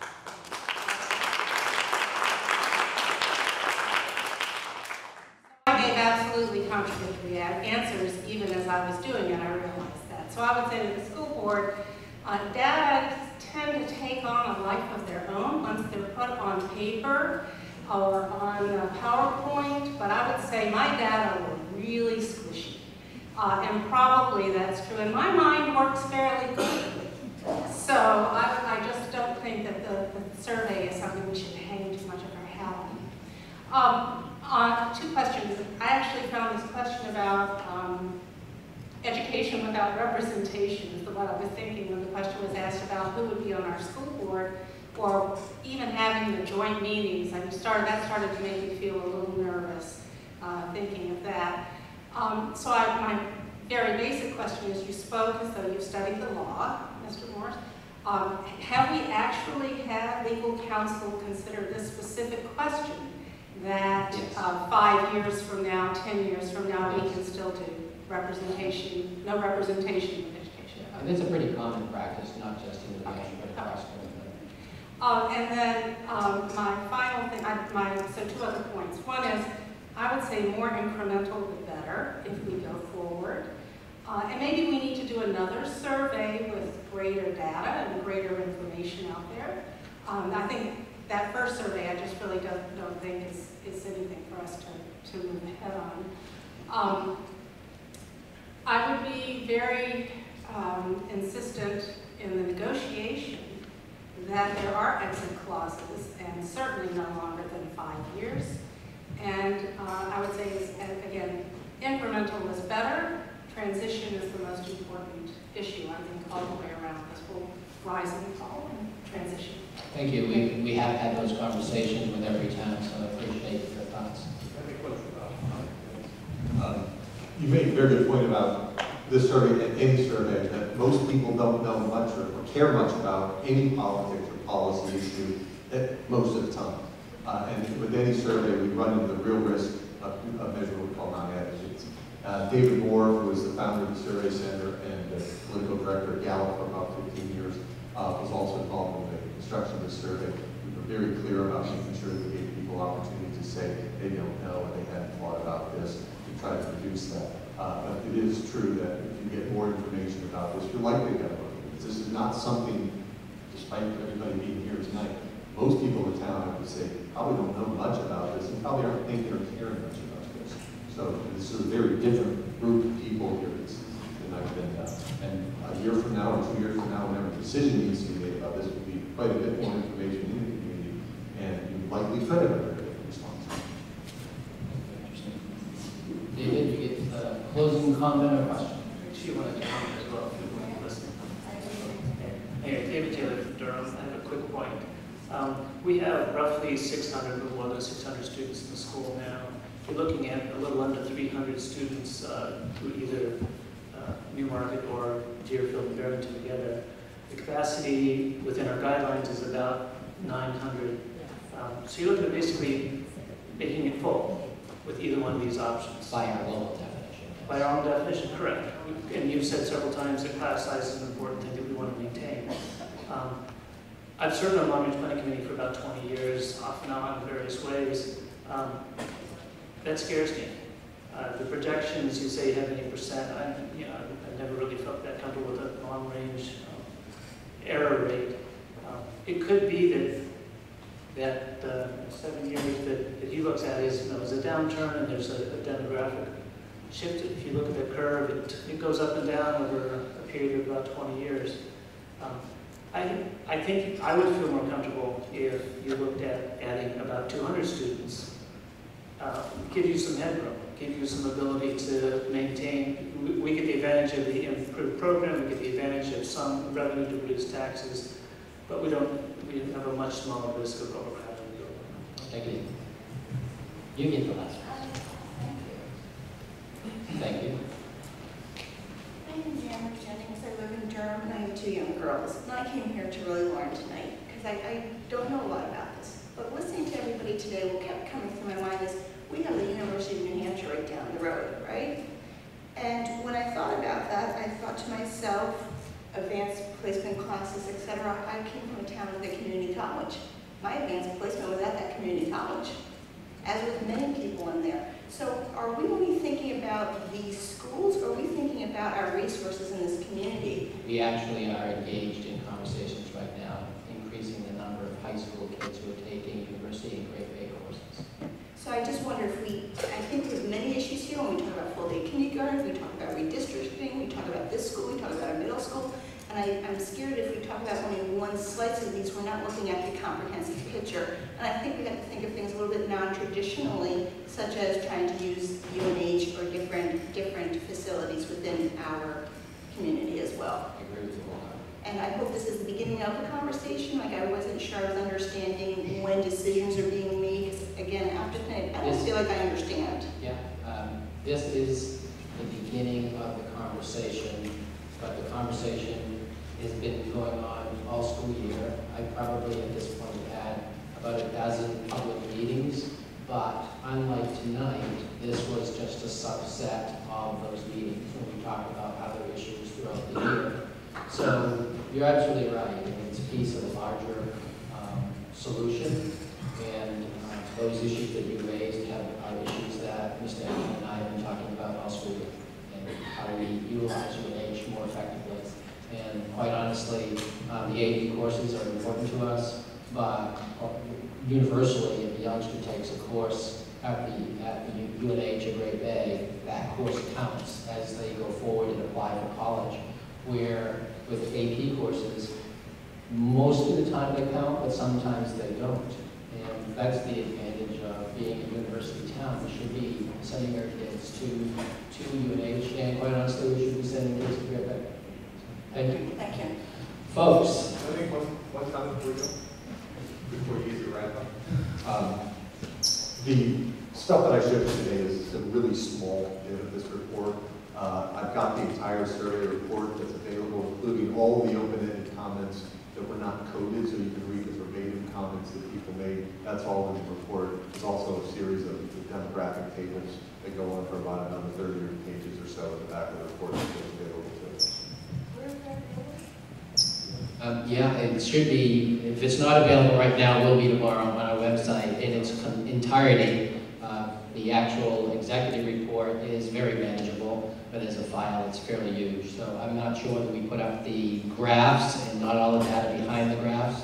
I know that the graphs are up, but if you look at the report that Dr. Smith has in his hand, about 1/3 of it is the report. The other 2/3 of it are all the comments. So the 1/3 is up. So where are we as we end the night? We've had a great conversation. I appreciate everybody's who came to the microphone and everybody who came tonight who didn't come to the microphone. We're not at a decision-making place. The board and I are still aggressively seeking information and trying to get to a place where they can decide whether to have tuition students in or not. That's kind of the first threshold. And then once they decide, if they decide to go forward, then the next piece is trying to vet through which town makes the most sense, how many students make sense. You know, the conversation tonight is about 300 students. Maybe the magic number is 275, maybe it's 250, maybe it's 200. But that conversation is ongoing. The purpose of tonight is to have this conversation with you before we hit summertime, because we all know what happens in summertime. Everybody vacates the premises. And so while you're enjoying your fun in the sun during the summertime, we'll be continuing to refine and collect data. We'll have another meeting like this. It's inevitable because we want to bring you up to date with where we are at. We'll be collecting data that was suggested. We'll be formulating different models, and then ultimately we may even do another survey to follow up as the community becomes more informed. Maybe it won't be a telephone survey, maybe we'll try something in writing, which I know is much more expensive and so forth. But as somebody came up and said, it might have been Lou, I think it was Lou, way at the very beginning, this is a critically important point in time for the district. And for all of the decisions that cause people to get anxious and excited, this is the issue that people should be honing in on, because it is a game changer. And I don't want to diminish that. To do nothing changes the system. The culture will change, that was said. To do something changes the system. We've been saying that. So wherever we end up as a free community school district, we are at a pivotal point in our history. And whatever decision the school board makes is not a decision for tomorrow. It's a decision for those children who will graduate in 2025 and beyond. So please stay posted. I have given many reports all year long to the board, to the camera, so we can keep people informed in terms of no decisions been made. And we'll continue to do this kind of work, even though it's kind of scary and hard. It's important work. And I appreciate all of you giving us the time tonight, anybody who looked at that survey, and everybody who's trying to keep the balance between our academic program and our affordability to provide that program at the forefront of the decisions. So I know we'll see each other again in the fall at the latest, but please keep the conversation going. There's been no decisions, there's been no direction. We are very much in a formative stage. Thank you very much, everyone.